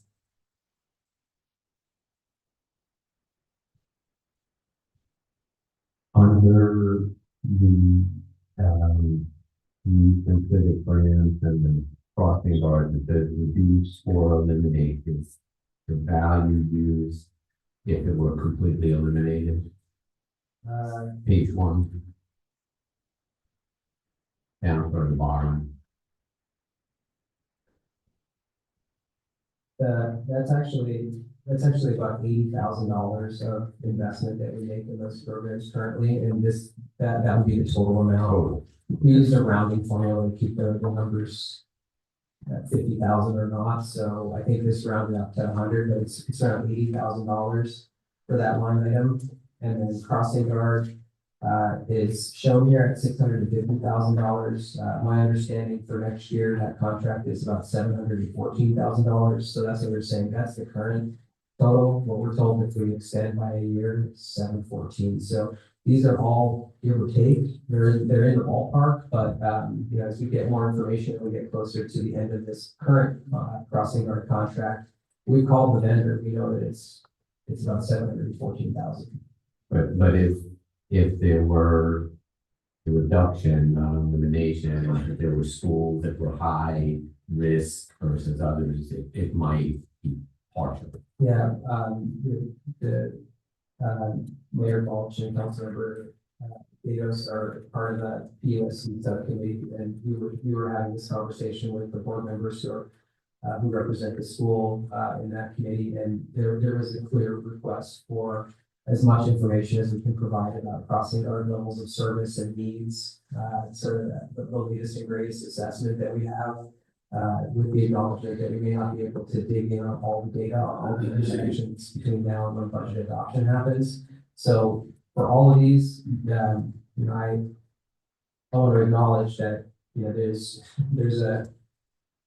there's three pages here with $14.5 million of reductions. It's not enough information, I know, to feel entirely comfortable with what we've been asked to do.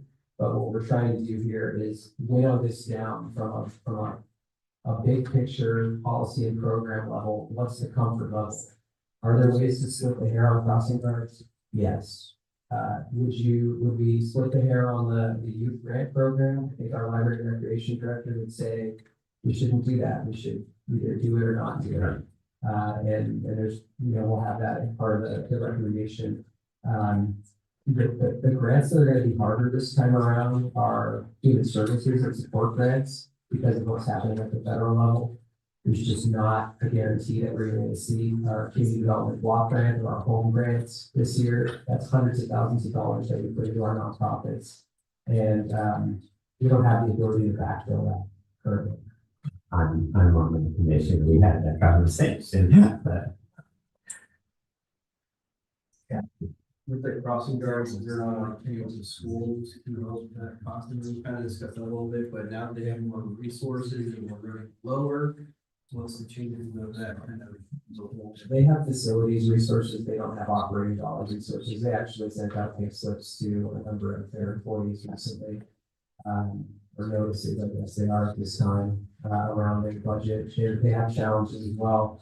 The council did direct us to have those conversations with the district. There hasn't been any interest up to this point for them to take on more of it. It's a common practice around the Bay Area for either districts to do it or for there to be a cost sharing arrangement of some sort. And so I do think that's the future of these kinds of programs. It's just not where we are right now. One more follow to that. We heard of possible senior volunteers, other volunteers. Is there another option or is it possible to move that road? Again, I don't know the answer to just. Yeah, it's a great question. Crossing guards and volunteers is a tough thing. Right outside of school, or a teacher might be able to backfill or something like that, or there's a pinch hitter student that's around. But based on where we have the crossing guard locations now, the reliability of a crossing guard volunteer may not be there, which is why we pay a premium for the service. It's a couple hours in the morning, a couple hours in the afternoon, and that's a certain kind of person who's going to do that and do it regularly and do it in a way that's with training and I'll pass all the backgrounds that you need to be around kids and things like that. So there's a certain reality to the contract approach to delivering a crossing guard service. Are there other ways to do it? Yes. Do other cities do it differently? Yes. And we're exploring those with the district. But again, we had this conversation a year ago about this contract, and council directed us to work with the district to find a way to do it differently. And we haven't been able to get a lot of interest at this time, knowing that we're both in financially hard times. Question on crossing guards is, does eliminating or reducing crossing guards at intersections increase our liability costs? No, it's a service that's provided above and beyond. We have signalized crossing guards with we have signalized crossings or intersections with crossing guards currently. So it's sort of belts and suspenders around safety. And so it's a I don't want to diminish it. There's so much heat around this in the community, and there's various groups who feel very strongly about this issue, but it is a nice to have. And there are other ways to do it. And so we'll work hard on finding those solutions if the decision is ultimately to reduce or to cut. And otherwise it's $714,000. And that's an option too. So going back to our list here, we have two things that we talked about: Firehouse Arts Center. Do we want to entertain moving that off a recommended list? And then the library hours, reducing it. Those are two things I heard. I'm thinking about library, I realize it below them. Yes. Okay, so the library were. Yes, thank you. So it's still on the chopping block. It's the last item on the block. It's in the first 20, so yes, it's part of our 10 million if we ranked it from top to bottom. And my motion wasn't valid or. I don't think that's appropriate. I think it's fair, we can't say find the money if we don't know where it is.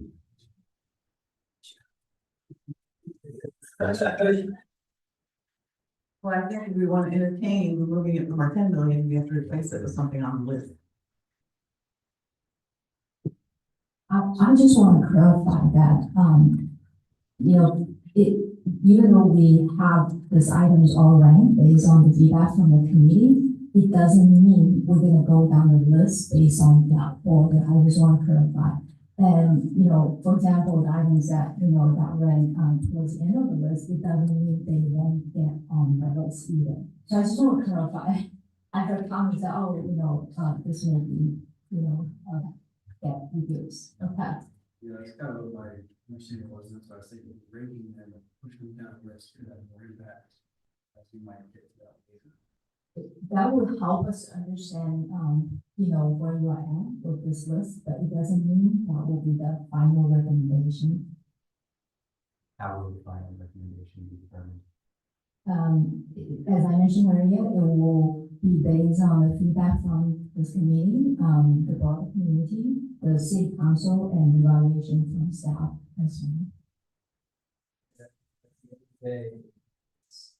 City council will final decision, and you all know that.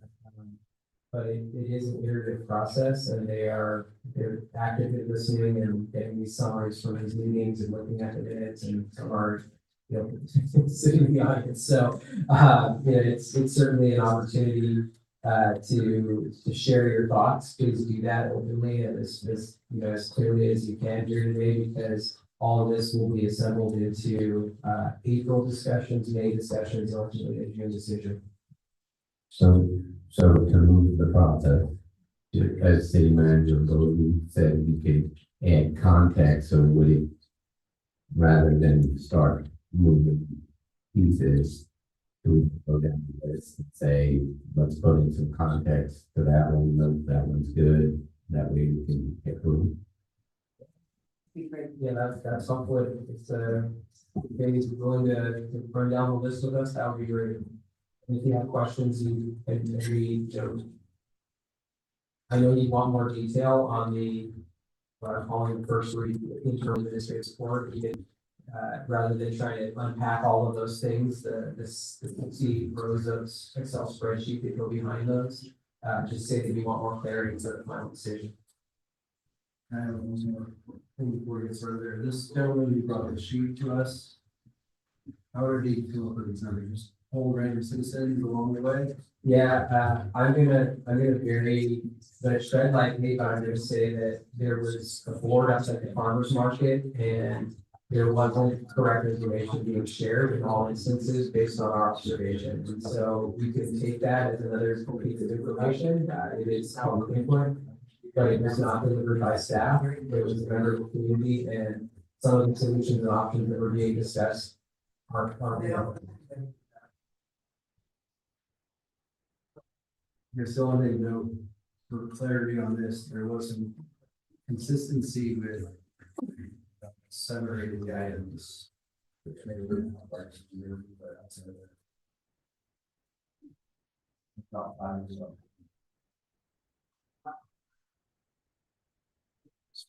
I have to go through this whole list. I know just one component of many, right? You heard the public come up and speak today. We've gone through this in a public call. There's many people speaking at city council.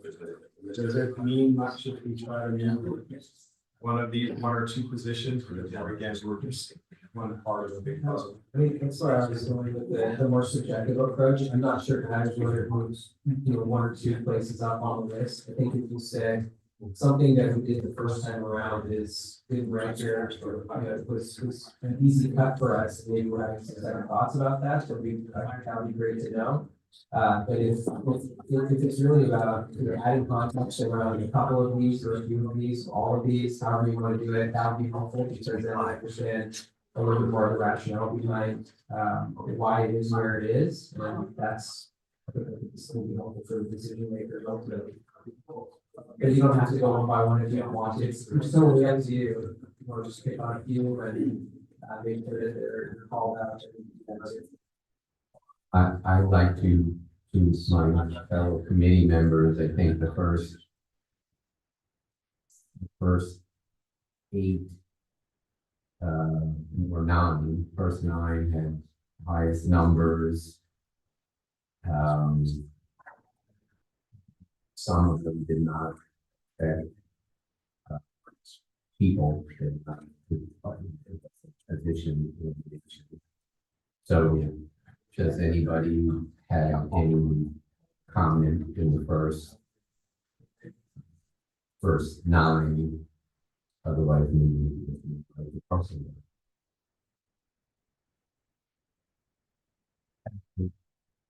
Trying to get that 10 million, we can do that. I mean, just, what is that, 78% of the, so it just seems from a math perspective extremely difficult to do this without paying people. And unfortunate, but if we're gonna get to 10 million, people are gonna. Right, only if I remember I think only 4 or 5, maybe 6 had.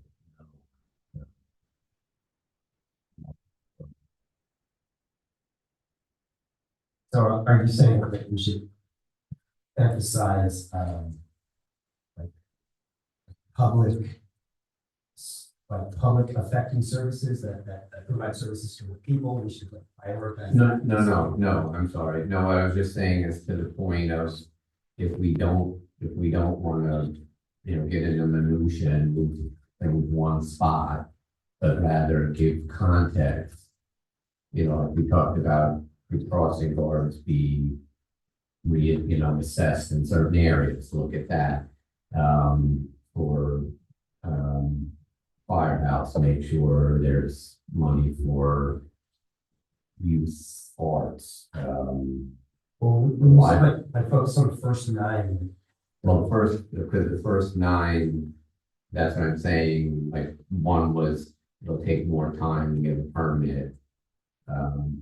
They're going to cut some administrative costs, like those. And I think we were see there's like 8 out of 9, 7 out of 9, 6 out of 8.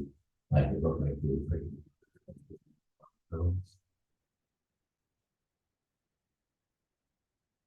But that's why the crossing guard was really the first of the topics that we've been talking about.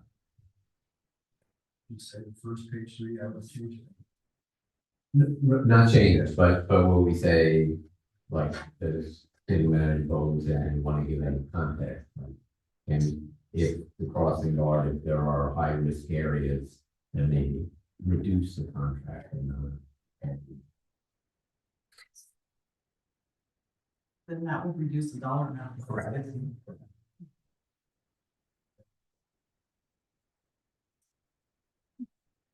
With the crossing guards, I believe 2 council meetings ago, somebody brought up that maybe the council already voted to eliminate this contract 2 years ago. Is that true or?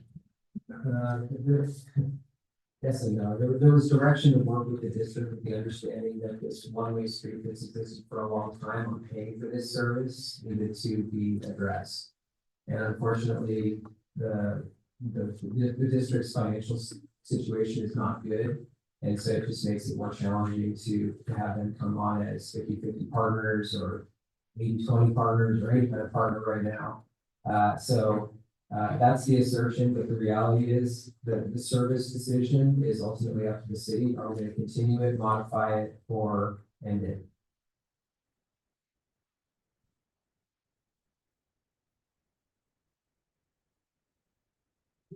Has there been any discussion of what we just covered the grammar school? And the district wants to pay for guards at the middle school level, that would be their problem. So will we just say, okay, we'll put a lid on it at this point for the young kid? Not yet. I just, I'm near the Harvest Park and kind of see what's going on, but I'm most worried about the little one. Yeah, I mean, this started as a grant, it definitely wasn't 23 or whatever, I think we're at around that number of intersections currently. It didn't start anywhere near this size, and so it's grown over time, both in expense and in scale, the number of crossings, so this is a good opportunity to take a look at it and find ways to be more efficient if we're gonna continue it. Thank you. Yeah, I would share a similar concern or similar, that Alan talked about is where are the risky intersections and then where are the ones, and it seems like it's a risk analysis. Where are the ones we may not need it and where are the ones that are the greatest risks? And that's really subjective. Typically, people want to be data driven with these things, but I gave you the example at the district liaison meeting, we had a crossing guard that was hit in a relatively quiet area. It was an unfortunate incident where a driver was just distracted. And so if you looked at a data only approach and said where have there been accidents, people actually hit, not just cars and close calls, but an actual that would jump up, but it would need to be screened subjectively because it was an anomaly. We can't eliminate all risks. I would bet the police department has a really good idea of where the risky sections are. They probably know where the roads, where issues are. You can't get rid of all risks. And so I agree, and we'll get that. The traffic engineer and the police department meet monthly on that topics. And so we'll get what we can get to be able to make an informed recommendation to the council on this point. But the bigger picture, I think, is how do we find partnerships with our school district in the long term for things like SROs and crossing guards. Those are shared programs in a lot of jurisdictions. And those are the things that are really floating to the top in terms of what the school's priorities are for our budget at this time. And I think because I live in kind of your area, I think it's more dangerous down the valley in San Vito where there are no crossing guards. So, all right, I will move if everybody's okay and move off the first page.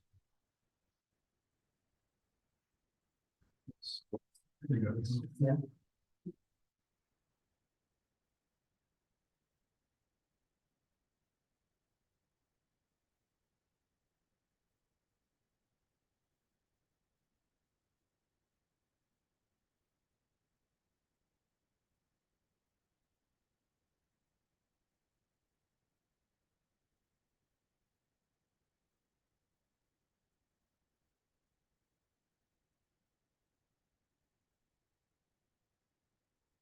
for the second to last one on page 2 with closing the library 2 days a week. What discussions have been had with the director about instead of closing 2 days, you cut down hours, cut down a couple hours on either side. I know this poses a scheduling challenge. That's a logistical issue that I would think could be worked around.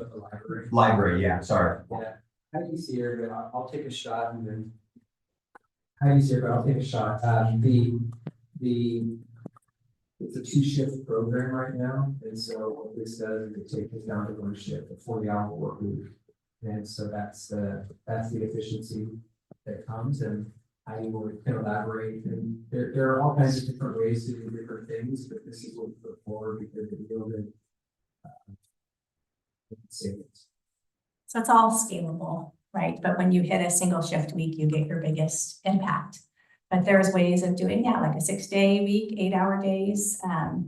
You still have more than 1 shift of employees. I mean, there's always ways to scale it. So if that's something that you want to put as a caveat in there, hey, could you do a lesser reduction and look at maybe reducing other services that you provide, right? Not just hours, why don't you look at programs, why don't you get, right? You could say things like that. Maybe people don't care about collections as much. The books that are on the shelves, Chris is giving me the side eye. I think that those are things, but if those are things you're thinking of, like hours are the most important thing, that would be great to know from you, right? And the other services are kind of secondary, what's important. The only, and there's all kinds, we can be very clever about it, but at the end of the day, the dollar amounts matter.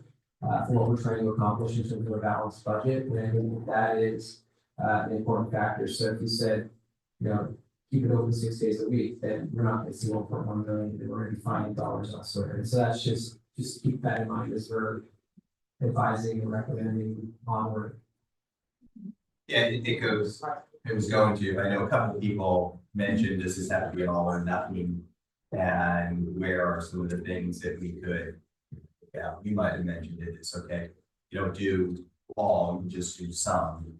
You're not gonna get this whole left 1.1 savings, but we're going to get some. Which kind of like brings me back to my motion is that, like, if we suggest that you guys find money somewhere, and you guys say you guys have to tell us where to find the money, but if we change it and it doesn't add up to the same amount of money, you guys are gonna find the money. We're gonna go further down the list.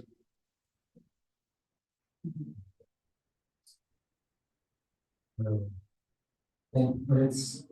we're open, like, this is a process, where if this body wants to say we want the library open 7 days a week, 6 days a week, 3 days a week, when's the library, I mean, it's all on the table, I think that this is supposed to be a iterative process, and we came up with this using input from all of the directors, any department that's on here. Any recommendation of program or service that's on here, so we work through the city process to get to a point where we felt like it was refined enough to bring it out to start to have this conversation. So, like, and maybe we work on the last page first, and if you want to move something up, that can help dictate what you want to do about that. And, because if you reduce library hours and all of a sudden now you're pulling the product part, that might impact the consumer.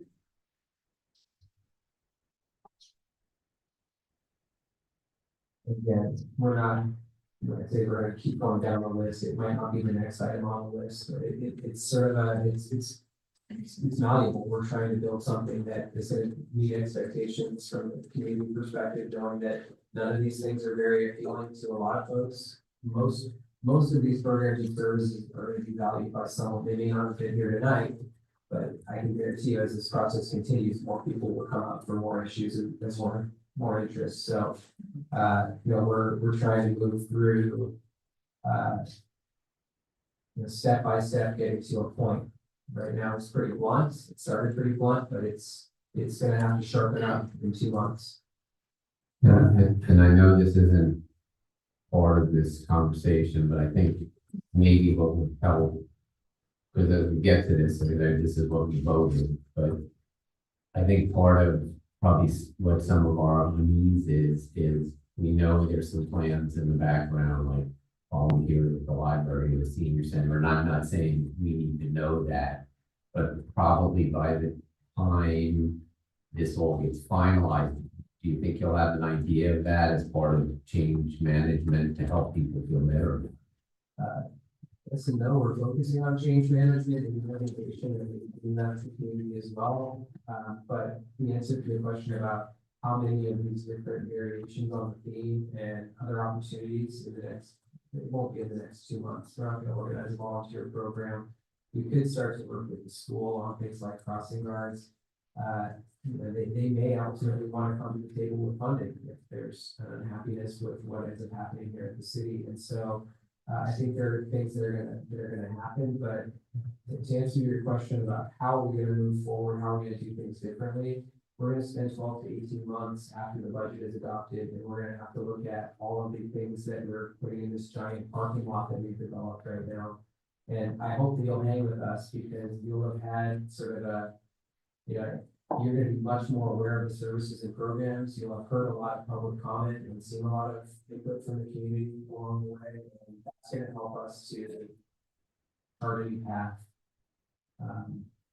I want to just so you're aware, one of the concepts that will probably kick off pretty quickly after the budget is a management review or a municipal service review, where we look at all of our departments across the organization. So a lot of the things that you're asking, could you do this differently? Why do you have that? How do you deal with overtime? There's enough firefighters. That's sort of what they do department by department to sort of pick the city apart. And it's a helpful tool as you try to refocus on, what are you trying to accomplish, and do you have the right people in the right place to do that, right resources? So that's coming. It's just not going to be in place in time. And the volunteer model sounds great until, as the crossing guard speaker this evening mentioned, it's a 105 day and somebody's not feeling that well, or it's pouring rain over the winter and they're not there, and that's the day we need them the most. And so everyone kind of wants a volunteer to do all of it, but the reality of that model is that it can create some gaps when people are needed the most. And we see it in our nonprofits extensively. People are dedicated, it's a passion, they make the time for it. But running a swim center is not a volunteer exercise. You guys are experts at this. Every time I've had a conversation with Heidi, I've been impressed with her knowledge of kind of her business. You guys do this a lot more. Where do you think the services that could be cut would have the least impact on residents? Because everything's going to have some impact. And I know you're probably going, why is he asking me that question? But you're experts at this, and I would love your opinion on it. Not an expert, and I want to try to avoid making emotional decisions, as I've talked about before. But where do you guys see it's like these services? Yeah, there's somebody that likes it, but they probably have the least impact on the city. You've been doing this a lot longer than I have. It's a really subjective question. The reason I get that, and so I may not answer you as directly as you would want.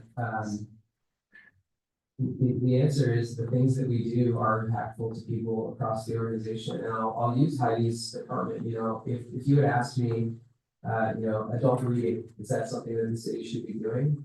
I may have said no a year ago, but seeing the people who come through that program, especially in our community where people are learning English and contributing, just figuring out how to be part of our community, it's been super impactful.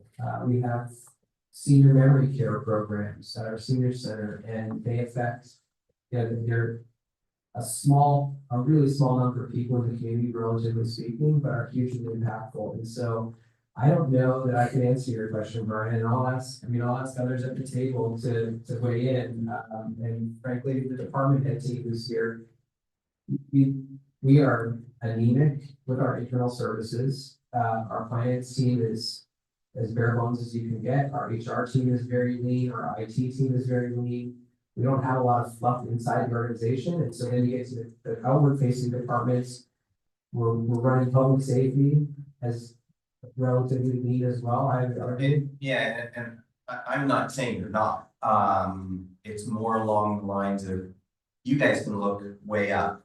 And when you look at the services that are provided, it's like, we're going to have to cut somewhere. I'll answer something, Brian. Yeah. Elected officials get to ultimately decide that. We're going to make a recommendation, but it is very much a policy decision, and elected officials representing the community get to decide what is valuable in the community at a given time based on the resources that are available. That sounds really cold, but that is the reality of the job that I have, which is to put forward a balanced budget, making some hard recommendations. It is ultimately your elected officials who will have to decide what is most valuable and can be financed and supported at the time, keeping in mind the city's long-term financial stability and all the other factors that they have to. And so I won't sit here today and pick favorite programs, not favorite programs. I could probably do it, but I don't know that that would be in the best interest of the process that we're running, and there is no right or wrong answer. Some communities need, recreation programs, daycares, after school support, but we can argue for and against all of them. Should the city be in that business? Yeah, and I was just mainly looking for professional opinions, like that knows the city and it is opinion. But when faced with issues, like I'm gonna go to the people that know more about it than I can do. So that's why I just. I can tell you what other cities do. They look at their library, parks and recreation, and their public works folks. Those are the people who usually bear the brunt of it because they're put up against things like public safety and some of the other core services. And unfortunately, that turns into a feeling of a values statement when in reality it's a resource constraint. You know, people want their parks to look the way that our parks look today. They want a library environment where their kids are safe and that they feel it's a trusted environment. And we offer all of that here. And unfortunately, we have some resource constraints. Can you elaborate a little bit more on that, and that City of Pleasanton is a full service city? So I'm not sure I understand what that means. It means a lot of cities contract out a lot of things. So the city of Dublin has about 100 employees, full-time employees. They contract their police department with the sheriffs, they contract the fire department with Alameda County Fire, they contract. I mean, it's basically, there are some things that they do internally with their staff, but a lot of things are contract.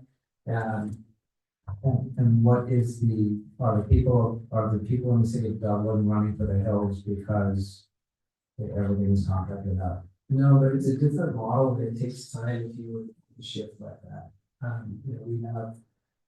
We employ a police department, we employ Livermore Pleasanton Fire was an attempt to share costs with a neighboring jurisdiction a number of years ago.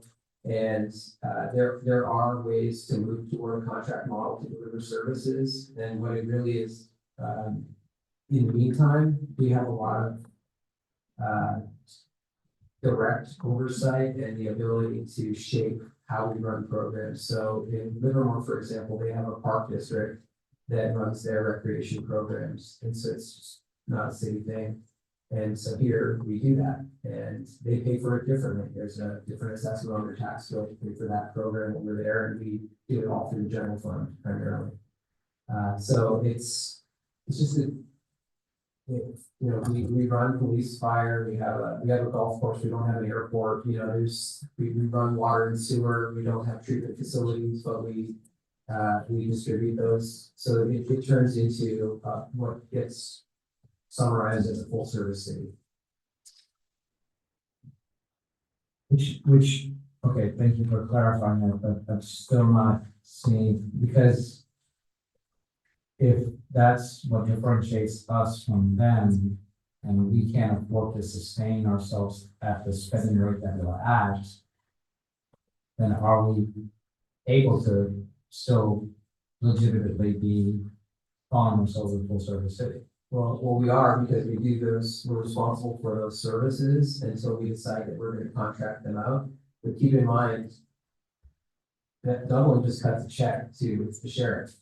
They cut a check to Alameda County Fire. They're not free services per se, so they're just not running them as employees for the organization. So yes, we still call ourselves a full service city. Even with the reductions that we're talking about, we'll still be a full service city because we're still offering police, fire, public works, HR, IT, finance, all those things are still in-house, and we're still delivering all those same services. We're just doing it at different levels.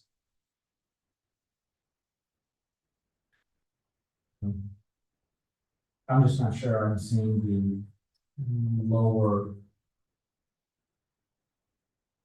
How is one better than the other? They're not, they're just different. They're just a different model. A lot of, it just depends on how when the city was established, how things evolved. A lot of newer cities use contract services, a lot of smaller cities use contract services. And as you get larger, you tend to take things a little bit more. I don't know if Susan would say it any differently. Contract city versus. Not really, but I also wanted to comment about full service city. So one example would be the city's income to Costa County, right? For example, San Ramon, they don't handle fire services in-house, right? They have a special division that handle fire services, so San Ramon is not considered to be a full service city in that regard. Whereas here we have fire services, everything in-house. So over there, residents will pay a property tax for the special district, the fire district, and they will handle all the fire services, right? The city has no responsibility when it comes to fire services. So are San Ramon, Dublin, and Rivermont facing budget issues? San Ramon has financial challenges, that's why they put on sales tax, sales tax measure in November, it was 1% sales tax increase, and it was passed, approved by the voters. Okay, because I think one question that was asked previously was, which cities should we be trying to compare ourselves to? And I always got, the feedback I got was, you can't, but then if we don't offer competitive salaries, the people are gonna move from all over to go to those very same cities. So that I'm struggling with, don't compare, but oh, by the way, if we don't offer competitive salaries, they're gonna go right next door to the cities that are not full service cities to go. I've heard that a couple times, so, you don't have to be, it doesn't really matter whether you're a full service city or a contract city. If there's a similar position, your experience in one environment versus another isn't necessarily make or break for you. And there really isn't an easy way to compare when it comes to expenditures and what people are and the revenue sources that we have. Dublin has had a very different approach to growth and development over the years. They're still a growing city and they're growing much more quickly than we are. They're also socking away a lot more money than we did during their growth period, which has created significant reserves for them and a lot more financial stability into the future. Livermore's had a bit of a resurgence, so that obviously with their downtown over the last few years and the amount of development they had down there, they had redevelopment. For those of you who are government wonks in California, when redevelopment agencies were sunset, that was a big deal for cities that had redevelopment. It's a big reason why Livermore's downtown looks the way that it does. They built parking structures and infrastructure in their downtown, parks with redevelopment money, which is a huge springboard for economic development and growth. Pleasanton did not have redevelopment through those years, and so we didn't lose anything when it went away, but we didn't gain what was around. And so it's really hard to compare cities. But what I can tell you is when we do our market comparison for salaries, it's because we're using similar cities in our region to be able to benchmark our salaries off of. And the reason we do that is to be competitive in the market because, looking at where you're going to work or where employees might go versus how we're paying our bills and where our money comes from, some things are comparable and some things are not. What do we need to do to close this off? I was gonna say, to get to that question, I will make a motion, we submit our exercise as is to the city council.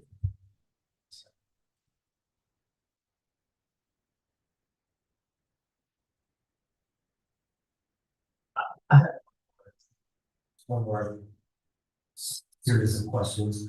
I was looking at the crossing guards. How many crossing guards would you say that we employ? I don't know. I think there's like 23 intersections. I don't know how many crossing guards. 22. Alan's telling me 22. Right. So like 22 crossing guards? Yep. Ish. 22 positions for 22. Correct. It's a contract. Okay. Oh, it's a contract. Yeah, these are not city employees. These are contract, which is why the costs are going up so much in recent years. Post-COVID, that contract surged. Like a staffing agency. There are two companies that do crossing guards in our area. We'll look to Mike, and yes, they are. It's not quite. It's a duopoly. So we definitely have rising costs there. Thanks. As we have a motion and a second on the floor, I want to do a roll call vote if there's no more questions. I think that's one more possible amendment to that, was moving fire start center down. Or like some nature.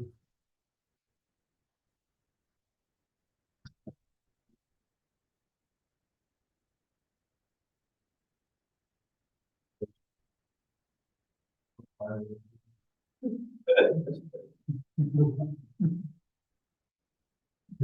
your suggestion is to move it up a couple of rows? Well, technically, move down. Down. Down. Like what I'm saying, so, just above the library.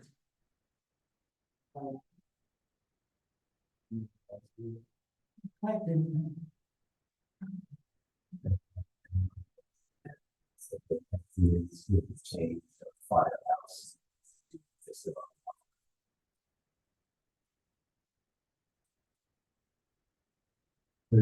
Remember, you're okay with that then? A motion on the floor, is to approve as is with the, change approving the fire department center just above the library.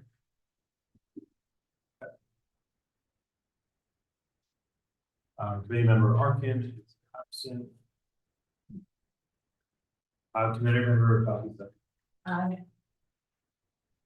Committee member Close. Yes. Committee member Dizzy. Yes. Committee member Exner. Committee member Gillette. Abstain.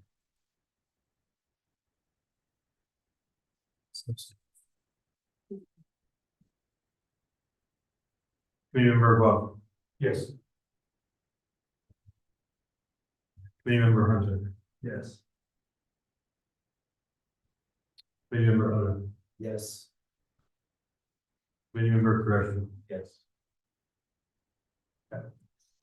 So, the motion passes with 7 yeses and 1, no, and then 1 abstain.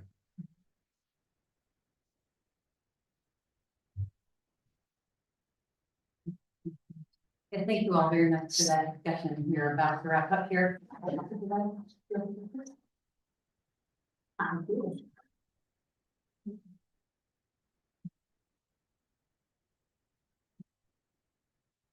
Again, thank you all. Yes.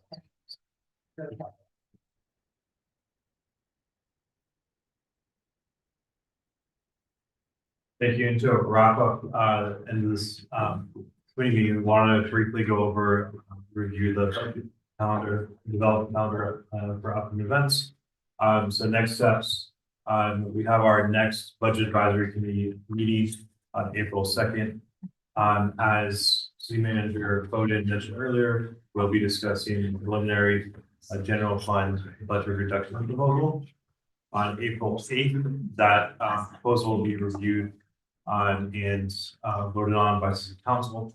And then May is when the proposed budget will be presented to city council. In June will be the final. Second to last time, we intend on meeting. For this purpose. Yep, so you're requesting again. Tonight is the second for the last. So I'd say there's obviously other things, but last meeting, we're expected at, as of now, be April 2nd. Correct. We're not planning to poll you again to have another meeting in year before or after. So you are correct. The last meeting before. So it's that. Pardon? 7 p.m. here. We had been meeting at 6 p.m. We moved this to 7 to accommodate some of our members because we were trying to make this date work. So I think we go back to 6 p.m. if that's in the middle. What will cover it? What does that mean? So the intention is that we will, staff will be coming to, as city manager Bowden said earlier in the evening, staff will be preparing a list of reduction scenarios that we will present to the city council on April 8th for their discussion and direction so that we can then go build that draft of this budget. And we wanted to show that to the city so they can follow the work that you all have seen. You will see this.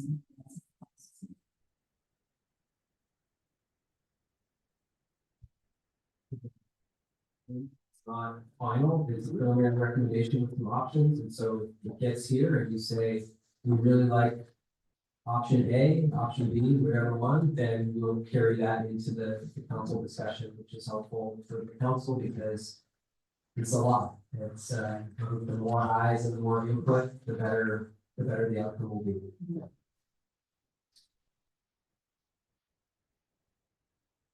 There will be a lot more detail and specificity, which I think you'll all appreciate and understand that asks from you all. With no other questions, we'll adjourn this meeting at 10:39. Thank you, everyone.